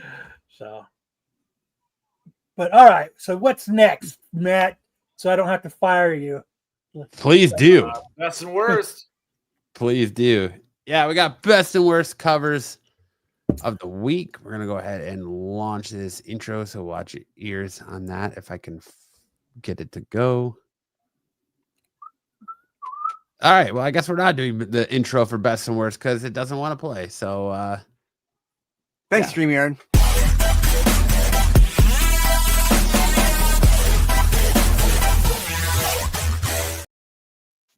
Well, StreamYard's best now, isn't it? StreamYard is on Styx internet, apparently. But leading us off for the worst cover of the week, we have this Daniel Warren Johnson on Absolute Batman Annual #1. Wait. Why is this bad? Look at Daniel Warren Johnson arm. Uh-oh. He usually does good covers. Not this time. I'm gonna have a talk with him after the show. You might need to talk with Raphael Albuquerque while you're at it too, because his covers. Is this next? No, but his just covers have been real bad, especially on Superman. Yeah, you know, some people can draw it. Like, remember, fucking Charlie. What's his name? Who draws Walking Dead? Charlie Adlard. Charlie Adlard. He couldn't draw Superman for shit. Yeah, it's rough in the streets for DC sometimes. But yeah, I don't know. I'm just not a big fan of this cover. I think Daniel Warren Johnson, like the KKK members or the hooded mob over here, they're decent. But then you get to the Batman, it looks like a different art style for the Batman. Not a big fan of like how big this Batman is, where now he's rocking the Glenn Danzig look, where he's all short and his pouches are almost as big as him. And they went to the Daniel Warren Johnson obviously channeled his inner Rob Liefeld here for the amount of pouches Batman has on him here. Absolutely ridiculous. Bro, BK, this cover is booty hole. All right. It's maybe he lost a bet. Hey, you got to put as many fucking pouches on there as you can. You got a Liefeld pouch the shit out of this cover. Oh man, he's like, remember that? Remember that bet you lost? Time to pay up. That's what I think. His cape looks more like a scarf. Dude, go on Instagram, Matt, right now. Find Daniel Warren Johnson and ask him if he lost a bet to put that many pouches on the cover of Absolute Batman Annual 1. Do it. So I can get blocked by Daniel Warren Johnson. Oh no. I know. Yeah, but I don't want that. Don't you feel like this art style is pretty much in line with the property, though? That's what I was thinking. I mean, they exaggerate him being Not huge for anyway. Absolute Batman. No, this is like the reverse of. I can't remember who said it earlier. We were talking about the cover. Oh, who was I can't remember who said it earlier in chat about the covers of like the covers are better than the interiors. As far as Absolute Batman goes, I feel like this is the reverse where the interiors are better than the cover. Dude, put that shit on your screen and and put it. Don't even message him. At whatever his is, ask him if he lost a bet that he had to put that many pouches that he had to had at Rob Liefeld that many fucking pouches on Batman. All right. I'm working on it. Yeah, you are. No, I promise I am. For you, I am. Okay. I'm looking for the cover because on Instagram I have to have an image to go with it. So it's a good amount of pouches, but there are way too many feet, Rob Liefeld. And then put that too. So okay. While you're still doing that, go to the next one. Next up, we have this cover B Jamal Campbell variant on Batman and Robin 12. It's not what is terrible going cover. on here, man? Yeah, it's like the creepy toucher Robin, like Uncle Creepy Touchy Robin over here. Okay, do you remember the Look at those watermelons? Remember the Baywatch movie with Zac Efron and The Rock? Unfortunately. The Robin face looks like Zac Efron and Batman looks like The Rock. He promised. Hell, I don't even make promises to my wife. That's funny, Ed. And why is Robin doing this thing? Grabbing those cantaloupes. Creepy hands. Grabbing. Hey now. Number. Robin's gonna get you. What's going on in the middle? Is it like a energy transfer? I thought Batman was quantum leaping or something. It looks like they're being united by candlelight. It's like That'd a Sailor Moon transformation with the power of friendship. Of friendship and rainbows. I gotta try and find Daniel Warren Johnson's Instagram. Can't find it. Is Jamal Campbell related to J. Scott Campbell? Oh, No. That's why. It's Daniel Warren art. That's why I couldn't find it. I got it now. Oh shit. Are you gonna do that? Oh my god. Can you do I wish you could do it from the The Renovision. Yes. I so wish you could do it from the Renovision. Do it from Styx's. Styx do it. All right. What do you want me to say? Add Daniel Warren art. Did you lose a bet to at Rob Liefeld? Go back to what first?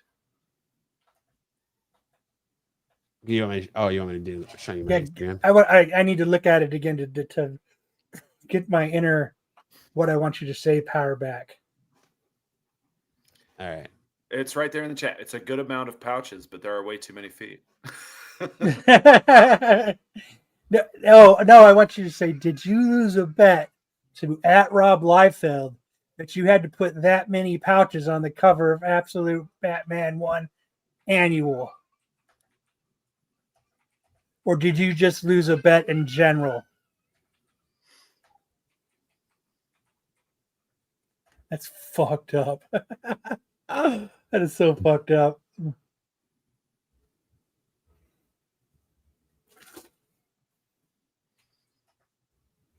You could put LOL if you want at the end. Maybe he's got a good sense of humor. If not, you can blame it on me. Just tell him I'm a cripple with cancer.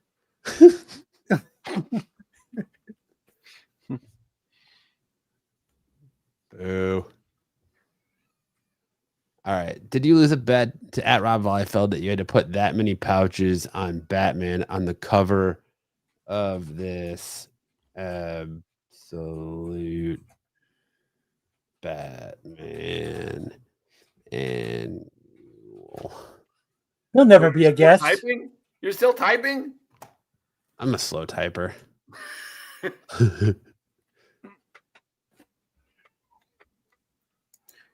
Capital. Buffy, you should invite Daniel Warren guy.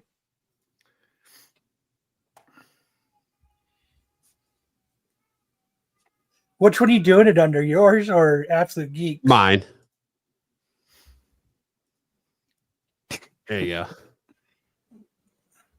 Did you lose a bet to @Rob Liefeld that you had to put that many pouches on Batman on the cover of this Absolute Batman Annual? LOL. Yeah, that's it. Awesome. And blocked. Just instantly blocked. And blocked. And posted. There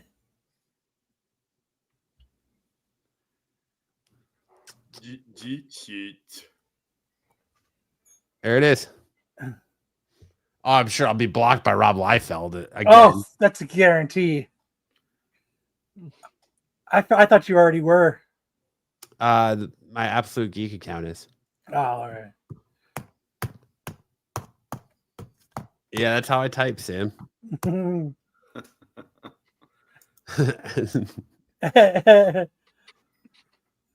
Hey, we're just making a joke. He's got to have a sense of humor. Hopefully. What's the next cover? Hold on, let me type my way back into that. Kyle, you can use it to make a wish to make Rob Liefeld sign a book that he is your actual friend. He'd be like, "Get that shit out of here." I remember you. Gotta play that clip.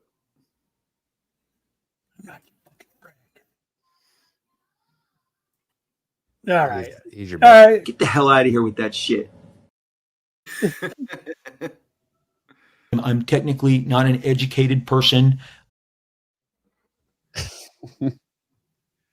Rob Liefeld's gonna watch it and be all fucking pissed.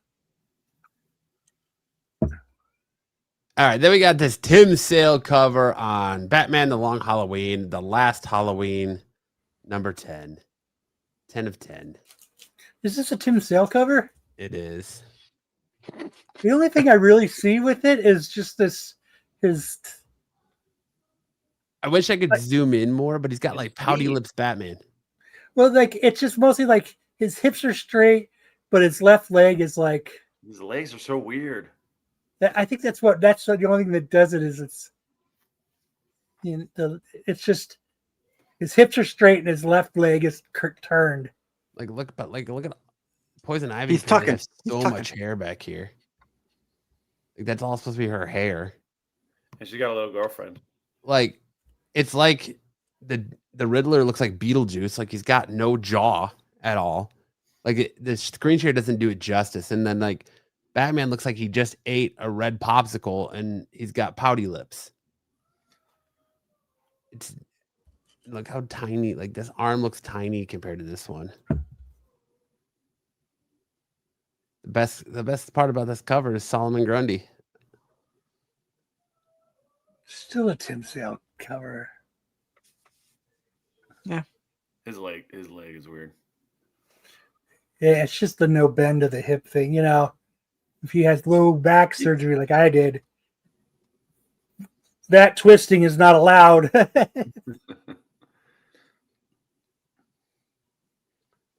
And then we got this Dyke Runa cover on Death of Silver Surfer. This looks like something you'd see on like the wall of a cave or something. A cave painting.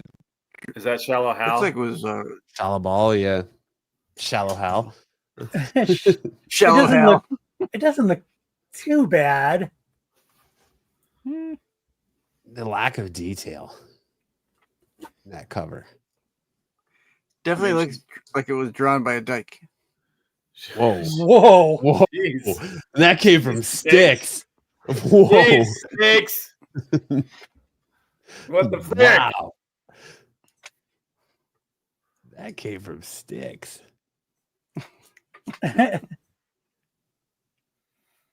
It's rough. I like her Johnny Kate +8. I want to speak to your manager haircut she's got going on. It's breathing so loud. I've been getting the Sarah says, I've seen that on an x-ray of in someone's butt. Yeah, we did a story on it. Tyson says, I got a line from Sticks. Nice. That's going on the quote game. Everybody clock that quote. Buffy says Sticks has been hanging out with Marco way too long. Yeah, you need to get your mind out of the Baltimore gutter. How was Baltimore? Good. We had fun. For everybody except Dom. Yeah, poor Dom. Why did Dom get in trouble? No, he No. didn't get invited to dinner. He got left out of the festivities. Oh, did he? He didn't get invited to the annual Renovision dinner. Oh, that's sad, dude. And no one messaged him that we were going out to dinner. Did everybody think that somebody else did? I think so. And then No. previous to that, well, he had said he was going out to dinner to the Cheesecake Factory with his wife and his mother-in-law because his mother-in-law came along. Oh, gotcha. So we didn't realize it was like earlier. So, but we went out at like 6, 7 o'clock. 6, 7. He wanted an engraved invitation. Yeah. Oh, I didn't know he went. Oh, he did something with his wife and his mother-in-law. Then he really didn't get left out. He. Oh, he was still expecting the phone call. It was dinner, not a prom. Well, I mean that doesn't track because Sticks was still there, right? If Sticks was there, there's definitely a. I was off duty. Duty. And then we have this Kevin Eastman, Venom, Black, White, and Blood #3. I think it just really goes to show that Kevin Eastman's style doesn't really work for much other than turtles. Is that a venomized turtle? I kind of, yeah. Or a turtleized Venom. Did Marco pick up the check? No, Marco is done, but y'all got to chip in your part plus $3 for the tip. That would be fair. Marco just says, do you know who I am? And they're like, oh, we're so sorry. We'll cover the bill. Oh, yeah, that shit's fucking free. He's like, why don't you put my picture on the wall of fame up there too? Like one of those celebrity headshots that you see like these. It's just him with like the deepest V you've ever seen with a little fluff of chest hair coming out. Like that How I Met Your Mother, that what's his name's pictures in like every hamburger place. He said Pete and Marco did all the super chat money. Oh, nice. Listen, That's nice of them. He better not have been using super chat money received from this show. That's all I got to tell you on their dinner. There's a solid chance that there's no super chat money from this show to use. No way. We got that raid, so we should have plenty of super That was chat like money. a year ago. Nah. We haven't used it. I don't We think. haven't used it. Marco, I'd like 5 extra sides of olive oil to go.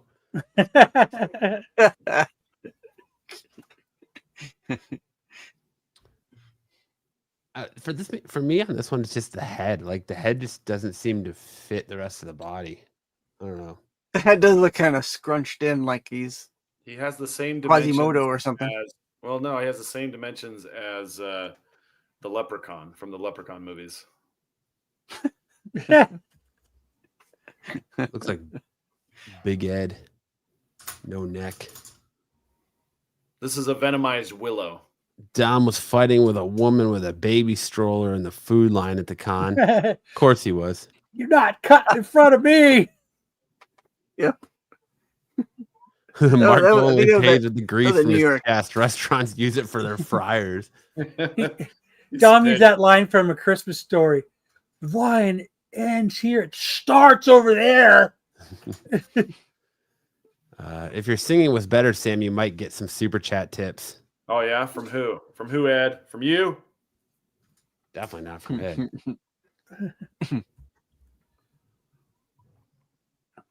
But all right, moving on to our best covers of the week. We have this Lucio Perillo Marvel Zombies variant on all new Spider-Gwen Ghost Spider.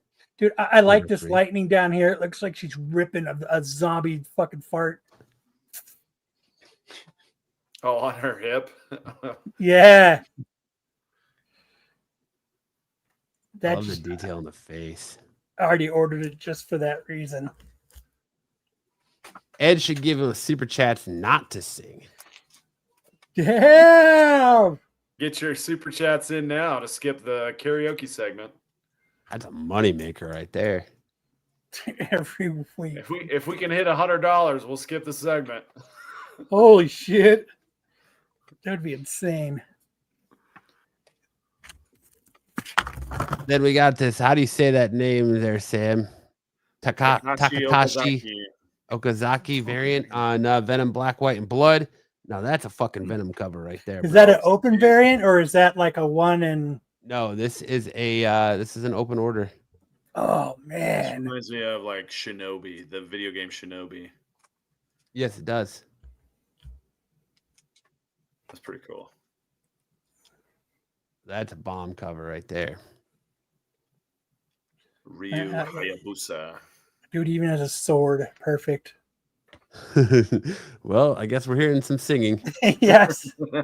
Looks like it, fuckers. Then we have this Serge Acuna variant on the Teenage Mutant Ninja Turtles annual.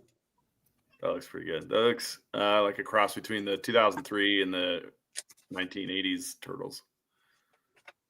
That's really good. The right amount of pouches.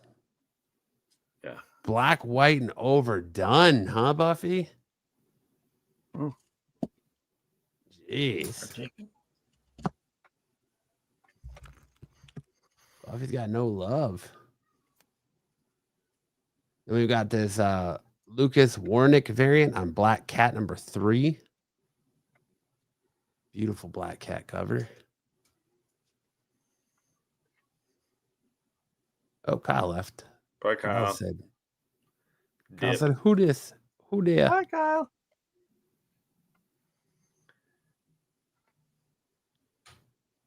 Whoa. What the? Whoa. And then we have this. I was on the fence about this one, but I think it's kind of cool. Oh, she? Ah!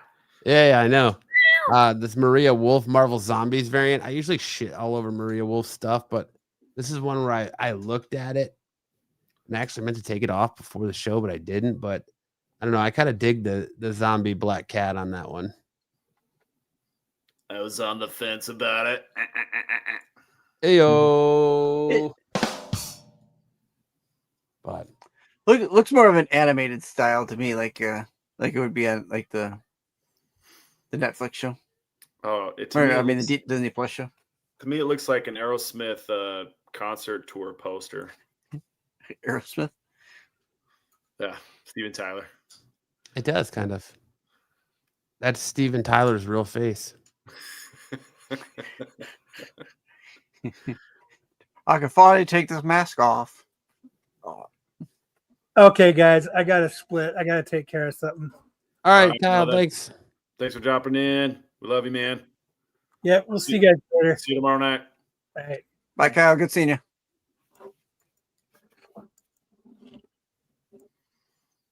The regular cats look cool. Kyle left because Sam knows, or because he knows Sam's gonna rap next. Yes. It's for his Later, health. Kyle. He doesn't need to hear that. Thanks, He doesn't Kyle. need to be stressed out by that. We have this Joelle Jones Marvel Zombies variant on Emma Frost, the White Queen #5. This was sick the way the skull is done and like her diamond skin breaking off of it. It was really cool.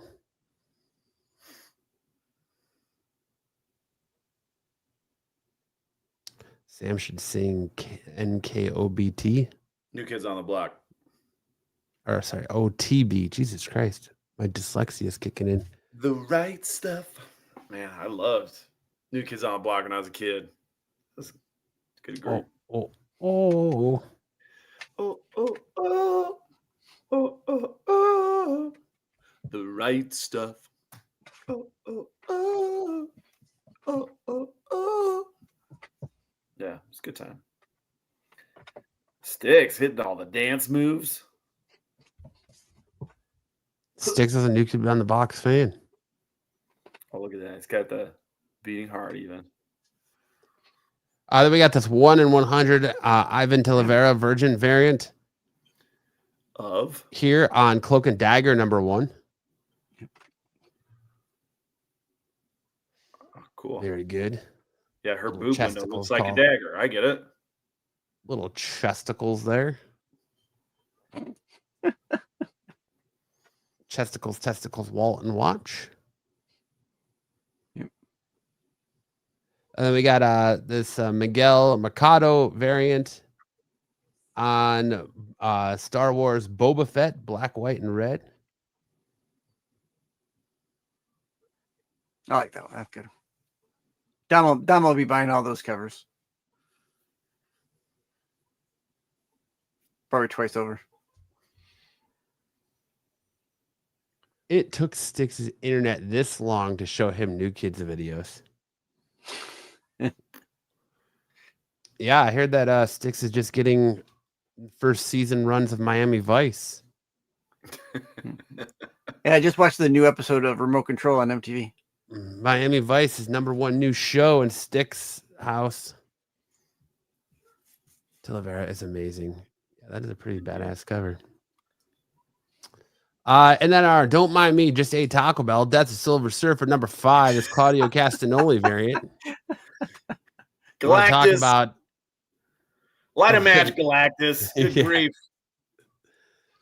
Galactus is melting a planet Black with his hole. farts and just straight up disintegrating Silver Surfer in the process. And that's how black holes are made. Black holes is when it gets it to flush. When it doesn't flush, you get this mess. Very rough time for old Galactus there. Make sure you wipe your anus. Oh, That's the aftermath of a Galactus-sized Hot Ones challenge. and that's about the size of the toilet paper roll he would need too. Just make sure he wipes that ass. Silver Wipes Surfer's clean. like, you have to wipe 8 to know it took you 7. Ah!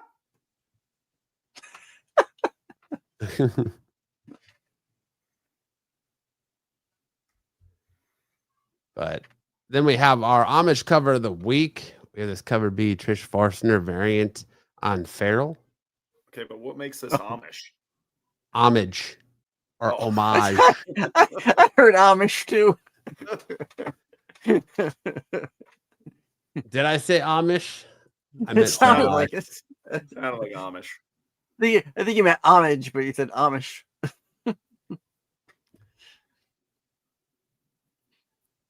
this one's good. I homage. like this one. Homage.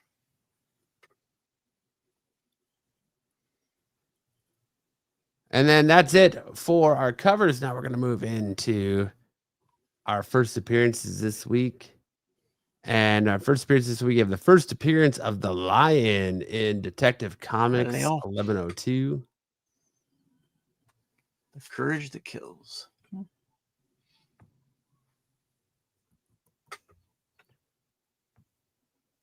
And then in the last Wolverine, Age of Revolution, we have the first appearance of Wonderful Wolverine, aka Wendigo, the Last Wolverine.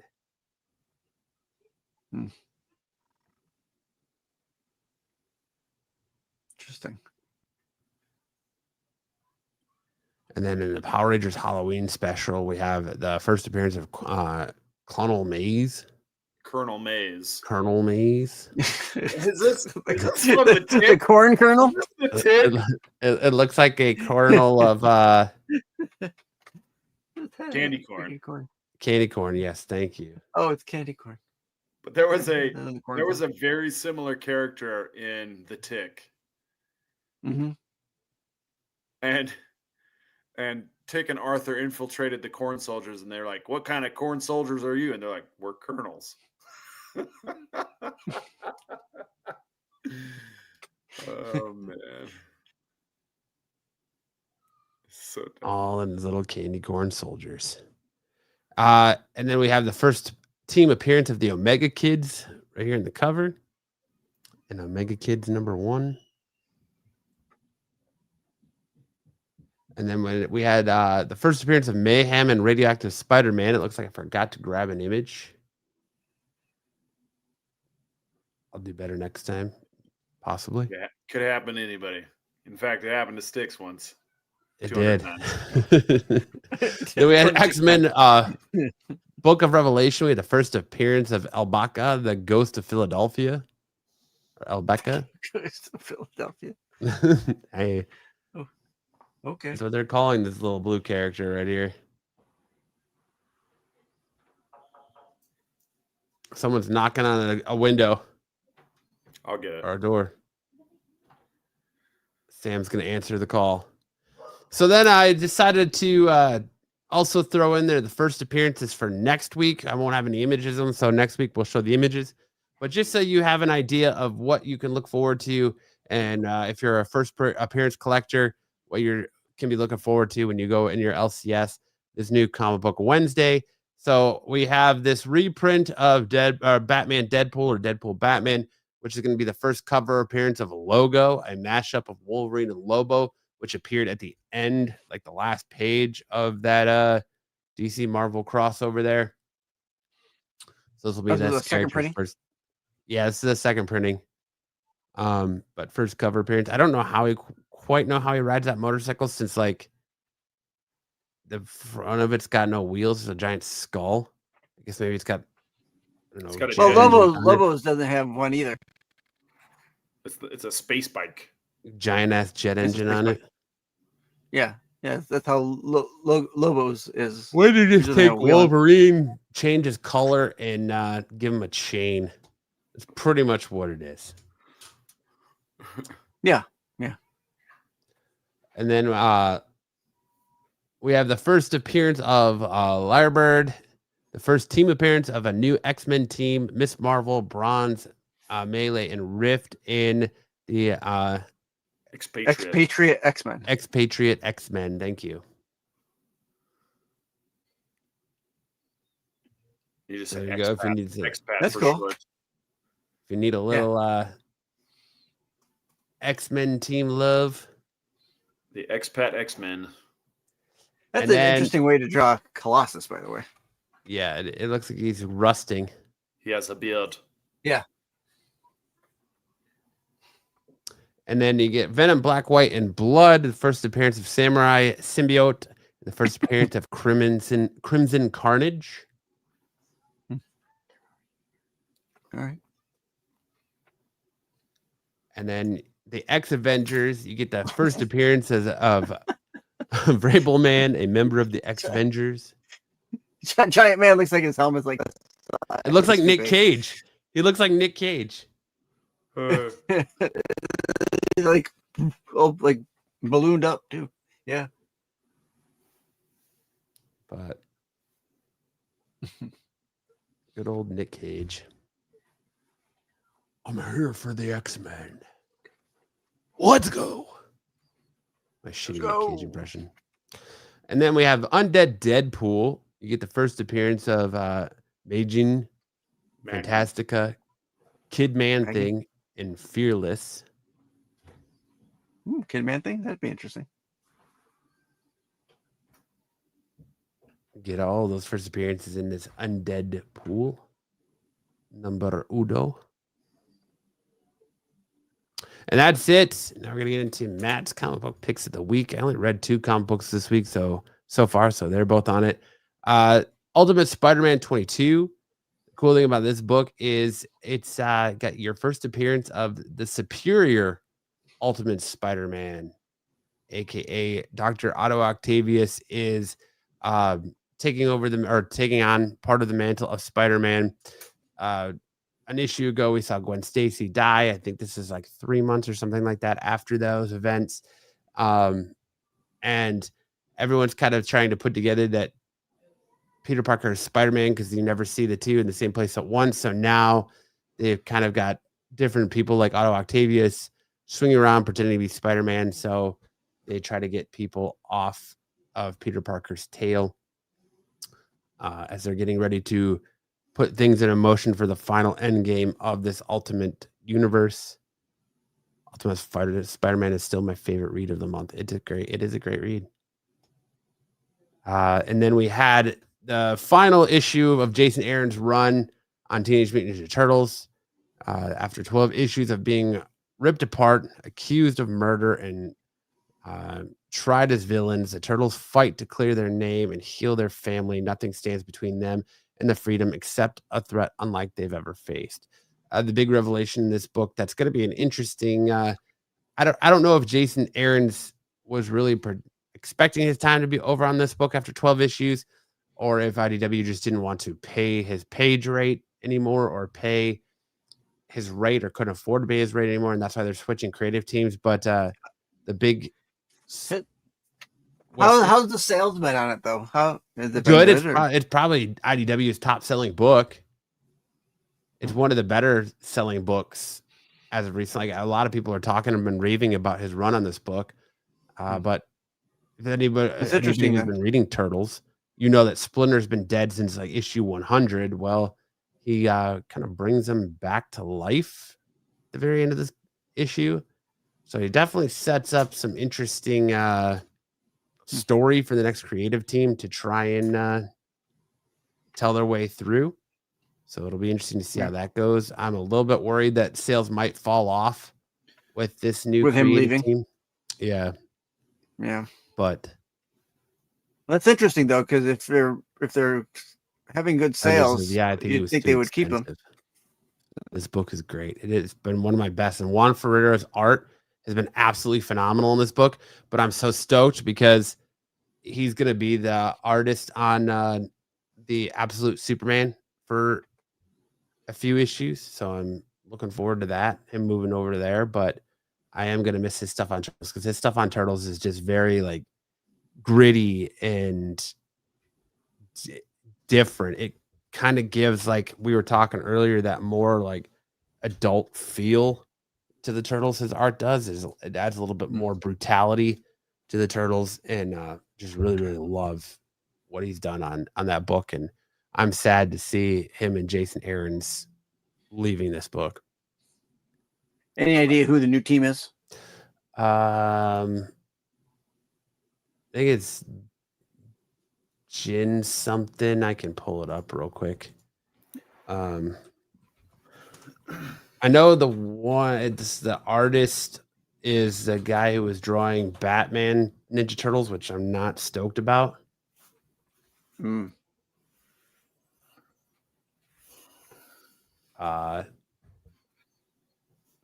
The new creative team is Jean Lun Yang and Freddie Williams II.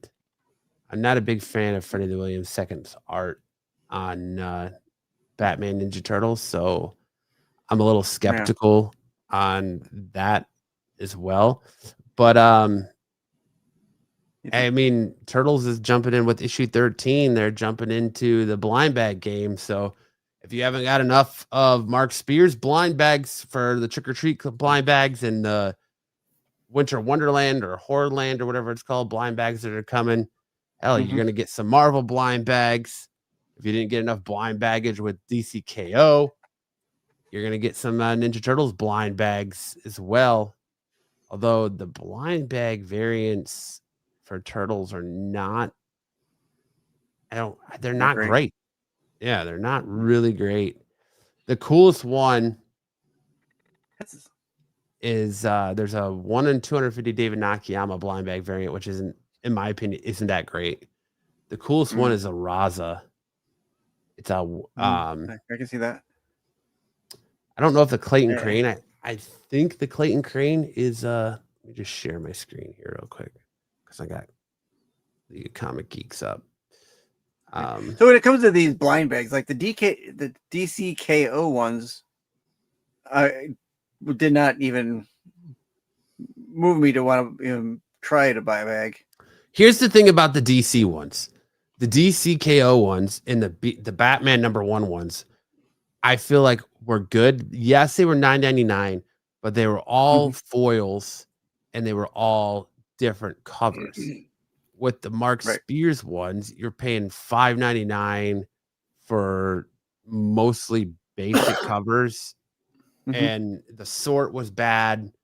And not that that's on that's the fault of Keen Spot and the printer and all that, but the sort was just bad, and they were all basic covers. So your foils were ratioed high. I want to say like one. I'm probably off on the ratio on that. I know like the glow in the dark ones were like 1 in 750. I think even the Night of the Living Dead ones were 1 in 750, something like that. It says on the back, right? The foils, I think it says on the back. Yeah, I should just grab one of those and get my information straight.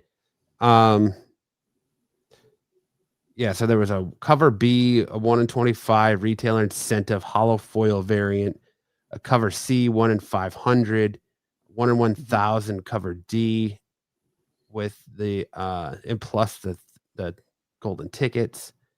No, it doesn't show me the ratio on them. No, they're hold on. Yeah, it does. So covers A1 through A30 cardstock. The covers A1, the foils were 1 in 240. The black and whites were 1 in 700. The glow in the darks were 1 in 700. The trick covers were 1 in 100. The blank sketches were 1 in 87. The Night of the Living Dead were 1 in 700, and the Secrets were 1 in 700 on the Mark Spears ones. But yeah, so everybody's getting into this blind bag game. Yeah. But we had, so here's what the Turtles blind bag is going to look like. That's what the bag looks like? Yeah, this is what the bag supposedly looks like. And then now I don't know if any of the incentive covers are going to be in it. I hope that's the case because I think this Clayton Crane is badass. Yeah, it's a nice one.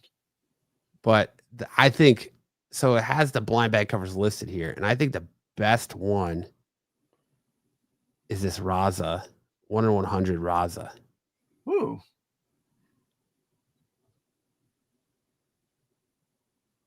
Because like the other ones that are listed is you've got this 1 in 100 right here. Yeah.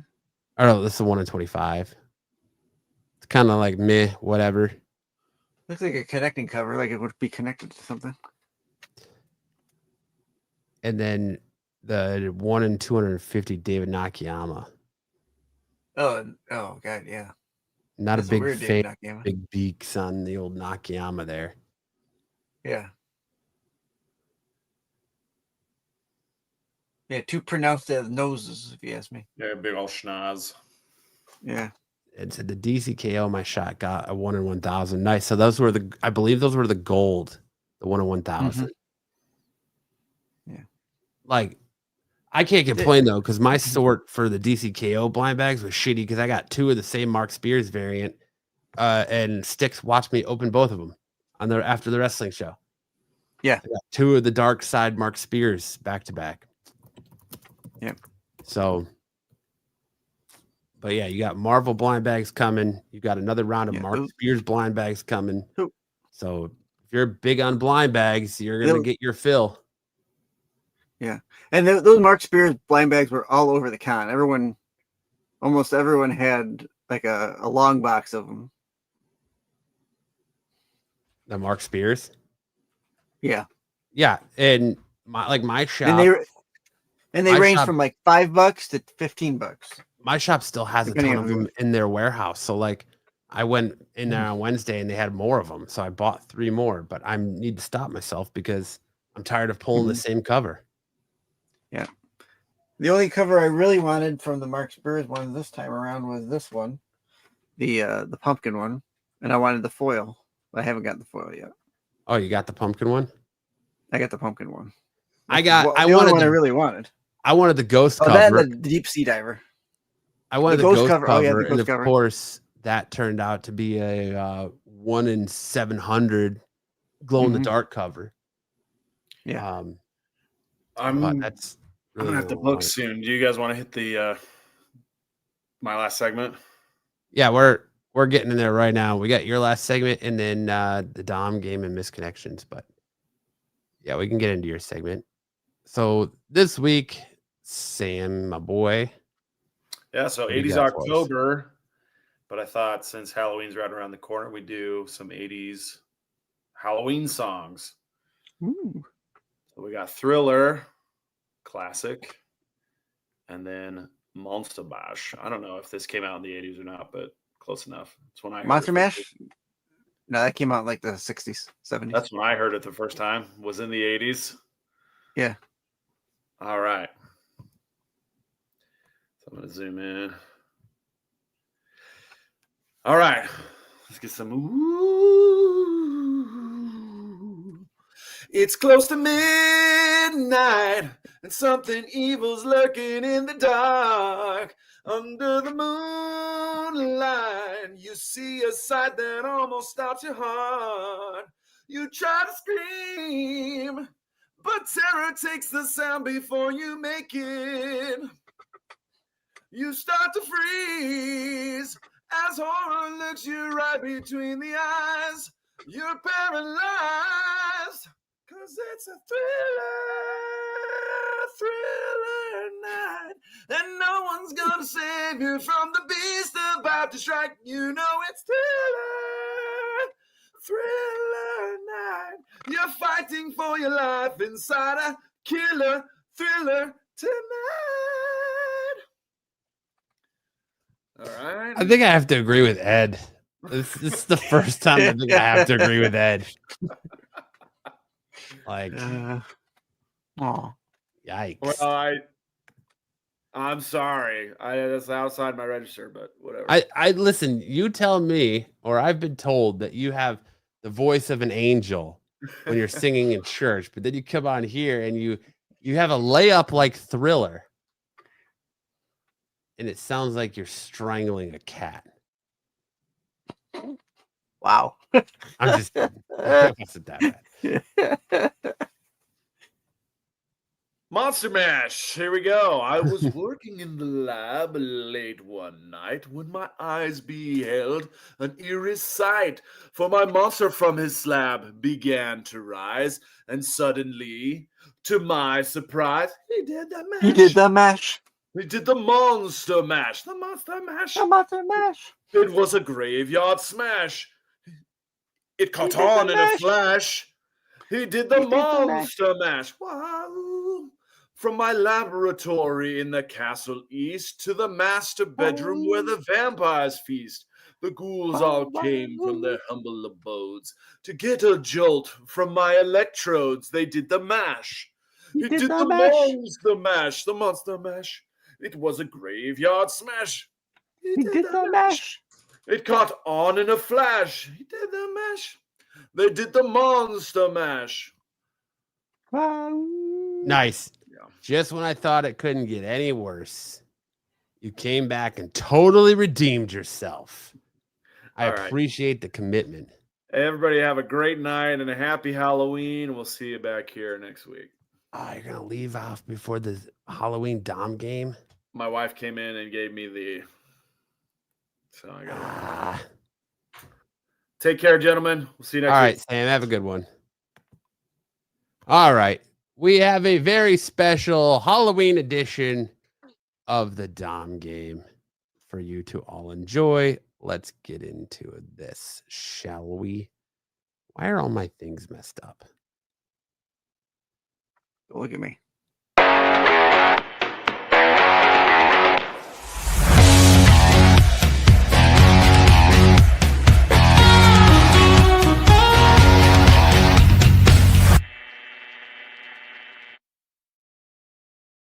All right, our very special edition of the Dom game, Halloween edition. Did Dom like this picture? Yes or no? And I even made sure it was included in there for Sam, who had just had to leave before got to see it. But did Dom like this picture? Yes or no? I'll say yes. Stick says yes. Chat, what say you? Did Dom like this picture of big bootied Monkey D. Luffy?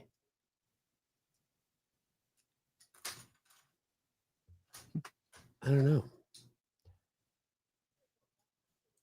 Chat is dead now. Sam has single-handedly killed the chat.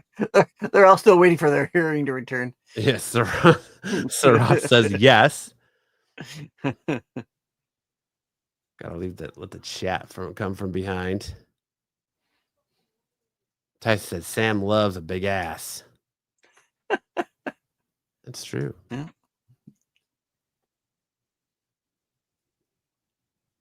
Buffy guy says DNA. All right. Did Dom like this photo? Yes, he did. Dom loved the big ass Monkey D. Luffy. All right. Did Dom like this picture? Do you think Dom liked the bat lingerie?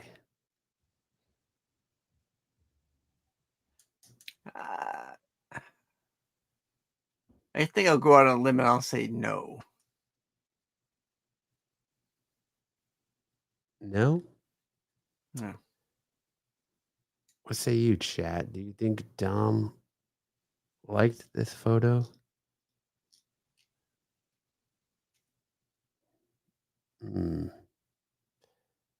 BK says cake. No, this was Tyson. Tyson liked this one. Who doesn't No, like that second picture is at least a better close-up of it. good bondage bunny? Did Dom like this picture? Yes or no? I haven't worn Psylocke in forever, but I love this cosplay so much.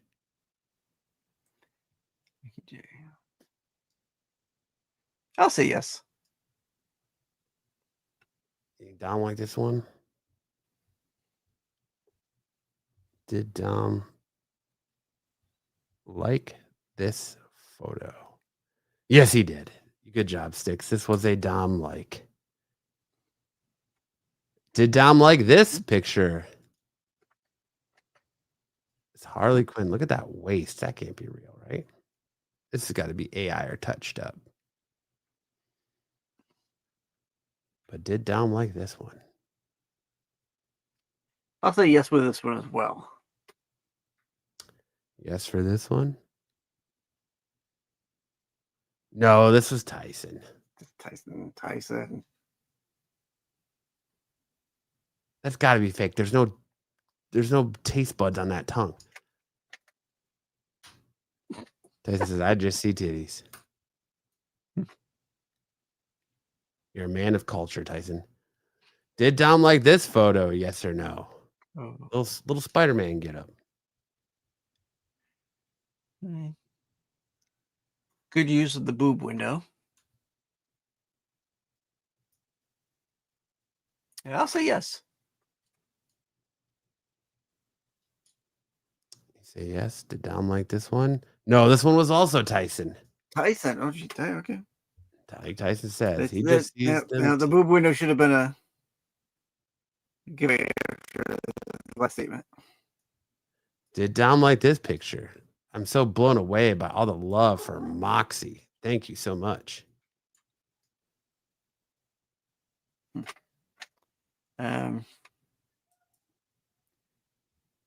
I'll say no to this one. No. Yeah, I'll say no to this one. This was a Dom. Oh, Dom did like this one. I thought the cleavage was going to be a Tyson one. Did Dom like this Elvira, Mistress of the Dark? That's actually pretty good for Elvira cosplay. I'll say yes to this. Was this a Dom? Yes, it was. Tyson said, "Fooled you, stick." And I'm back. Yep. Well. All right, and that's our Dom game. I'll leave it up to the chat. We do have some misconnections. Do you want me and Sticks to go run through misconnections, or should we just save them to next week? We're at full force. You tell me, chat. What do you think, Sticks? Do you want to do them, or do you want to save them for next week? I'm all right doing them if you want to do them. All right, we can do it.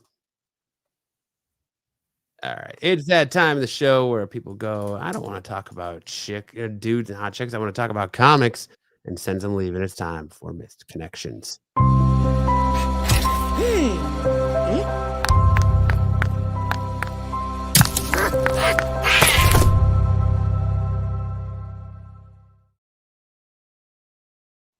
All right, first off, may I eat your pussy in a parking lot?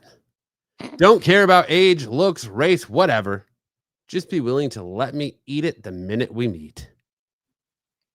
That poor guy is desperate. Boy. I don't care what it looks like, what it smells like, what you got going on. Just let me eat it. Yeah. I mean, you know, when you're hungry, you're hungry. It's a buffet. Pussy. No brains for the zombie. Woodbridge. Any tasty women interested in a zombie during this time of year? You lay back and get eaten. Your brains are safe. I promise. Well, I feel like this was written by the first guy all over again. Halloween edition. Yeah. First guy was like, damn, not getting any traction by being straightforward. Let me use a little wordplay here and see. Be a little festive. What we get. Santa, please, Marietta. My cat has a crusty butt. I don't know what that has to do with misconnection, but all right. Sure. My cat has a crusty butt. Thanks for letting the world know. Now the internet knows. Milk, McDowell County. I have been craving some fresh bull's milk from the tap to quench my need for it. Anyone have any available? Would be great to find them. This dude wants your semen. That's what I'm getting. He wants to drink your meaty man milk, Sticks. It's Well, I mean, you know. The milk bank is open, I guess, huh? You know. Old men are the best. This is right up your alley, Sticks. Need an old man who can visit me a couple times a week, looking for 60 to 80 with functioning equipment. If it isn't functioning, I'm sure it will be by the time I'm through with it. Sam would enjoy reading this one, Tyson.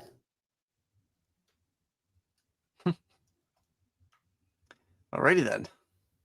I think that's a great, self-endorsement to say, listen, if your shit ain't working right now, by the time I'm ready to go, you'll be standing at full attention. Blue Chew. Yeah. Need your equipment rebuilt? Let me know. Hungry for chocolate cakes? Falls Church.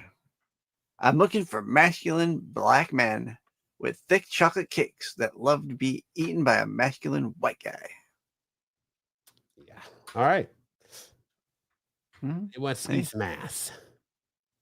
Yeah. Yikes. This is a reader here. Looking for my children.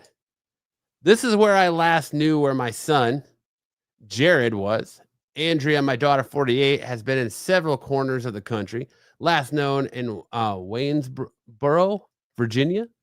Jared is in Winchester for a while. If anyone knows where either Jared, 44, or my daughter, Andrea, 48 is, please ask them to contact me. My ex is the scum of the earth. She even locked me out of my own house, which was in my name. She put her filthy pirate hands on my golf clubs, sold them, might have sold my class ring on eBay, my graduation picture from business school, precious photographs of 5 generations of my family, other valuables, sentimental photographs are gone. My children know my approximate age. Due to knowing their mother's age, Linda, please have them contact me. Can't give out my phone number. All pirates need to be drained. Everything from you is your phone number. All parties? Yeah, whatever. Why would you put something like this on fucking Misconnections? I don't know. This is like insane levels right here. Yeah. Poor bastard. But all right, that's our show. Thank you all for hanging out with us. It was great to see Kyle. Great for everyone joining us after our hiatus. We appreciate you all coming on back and hanging out with us. If you want more from either one of us, you could check out the Star Wars show tomorrow night for more of Marco and the boys on Star Wars. You can check out all of Pete's shorts throughout the week. You can check out Sticks over on his channel on Tuesday nights for his Doctor Who rewinds. You can check out the Tax Show on Wednesday. You can check out us over on Absolute Geek and Sticks channels Thursday night. Me, Sticks, and Dom talk about professional wrestling, where this week we're going to talk about the fallout from Halloween Havoc that happened tonight, as well as our predictions for Saturday night main event next Saturday on November 1st. You can catch more from Sticks and the boys on the Qualified on Friday nights following the CBSI Hot 10 list, which leads you right back to us next Saturday night for a brand new episode of Saturday Night Special, where hopefully Kyle will be able to come and stay for the entire episode. But we'll take Kyle as much as we can get. So on that note, yes, fuck cancer. Hashtag fuck cancer. Absolutely. Good to see Kyle. Have a great night, guys. Thank you, Tyson, for all that you do. Thank you for everyone hanging out in the chat. Thank you, Dungeon Crawler. Thank you, Ed. Thank you, BK. Thank you, Buffy. Thank you, Serath. Thank you, Zaggy, Bruce, everyone who stopped by. We greatly appreciate you guys tuning in to all of the Renovision content we put out here each and every week. On that note, I think I usually kick it to Sam for some words of wisdom, but Sticks, you got some words of wisdom you want to send the people home with tonight? I'll throw this out here. If you're going out with friends and you're going out to dinner, keep in constant contact. That's all I'm going to say. It's good advice. It helps prevent hurt feelings. Yes. And I think the best piece of advice I can give is forgiveness is divine, but never pay full price for late pizza. On that note, have a great Saturday night, guys. Enjoy Halloween. And if you're taking kids trick-or-treating and all that next Friday night, have a great Halloween. And we'll see you right back here next Saturday where we kick off the 1st of November the only way SNS can. Good night. either you've got me confused with somebody else, or this is a joke.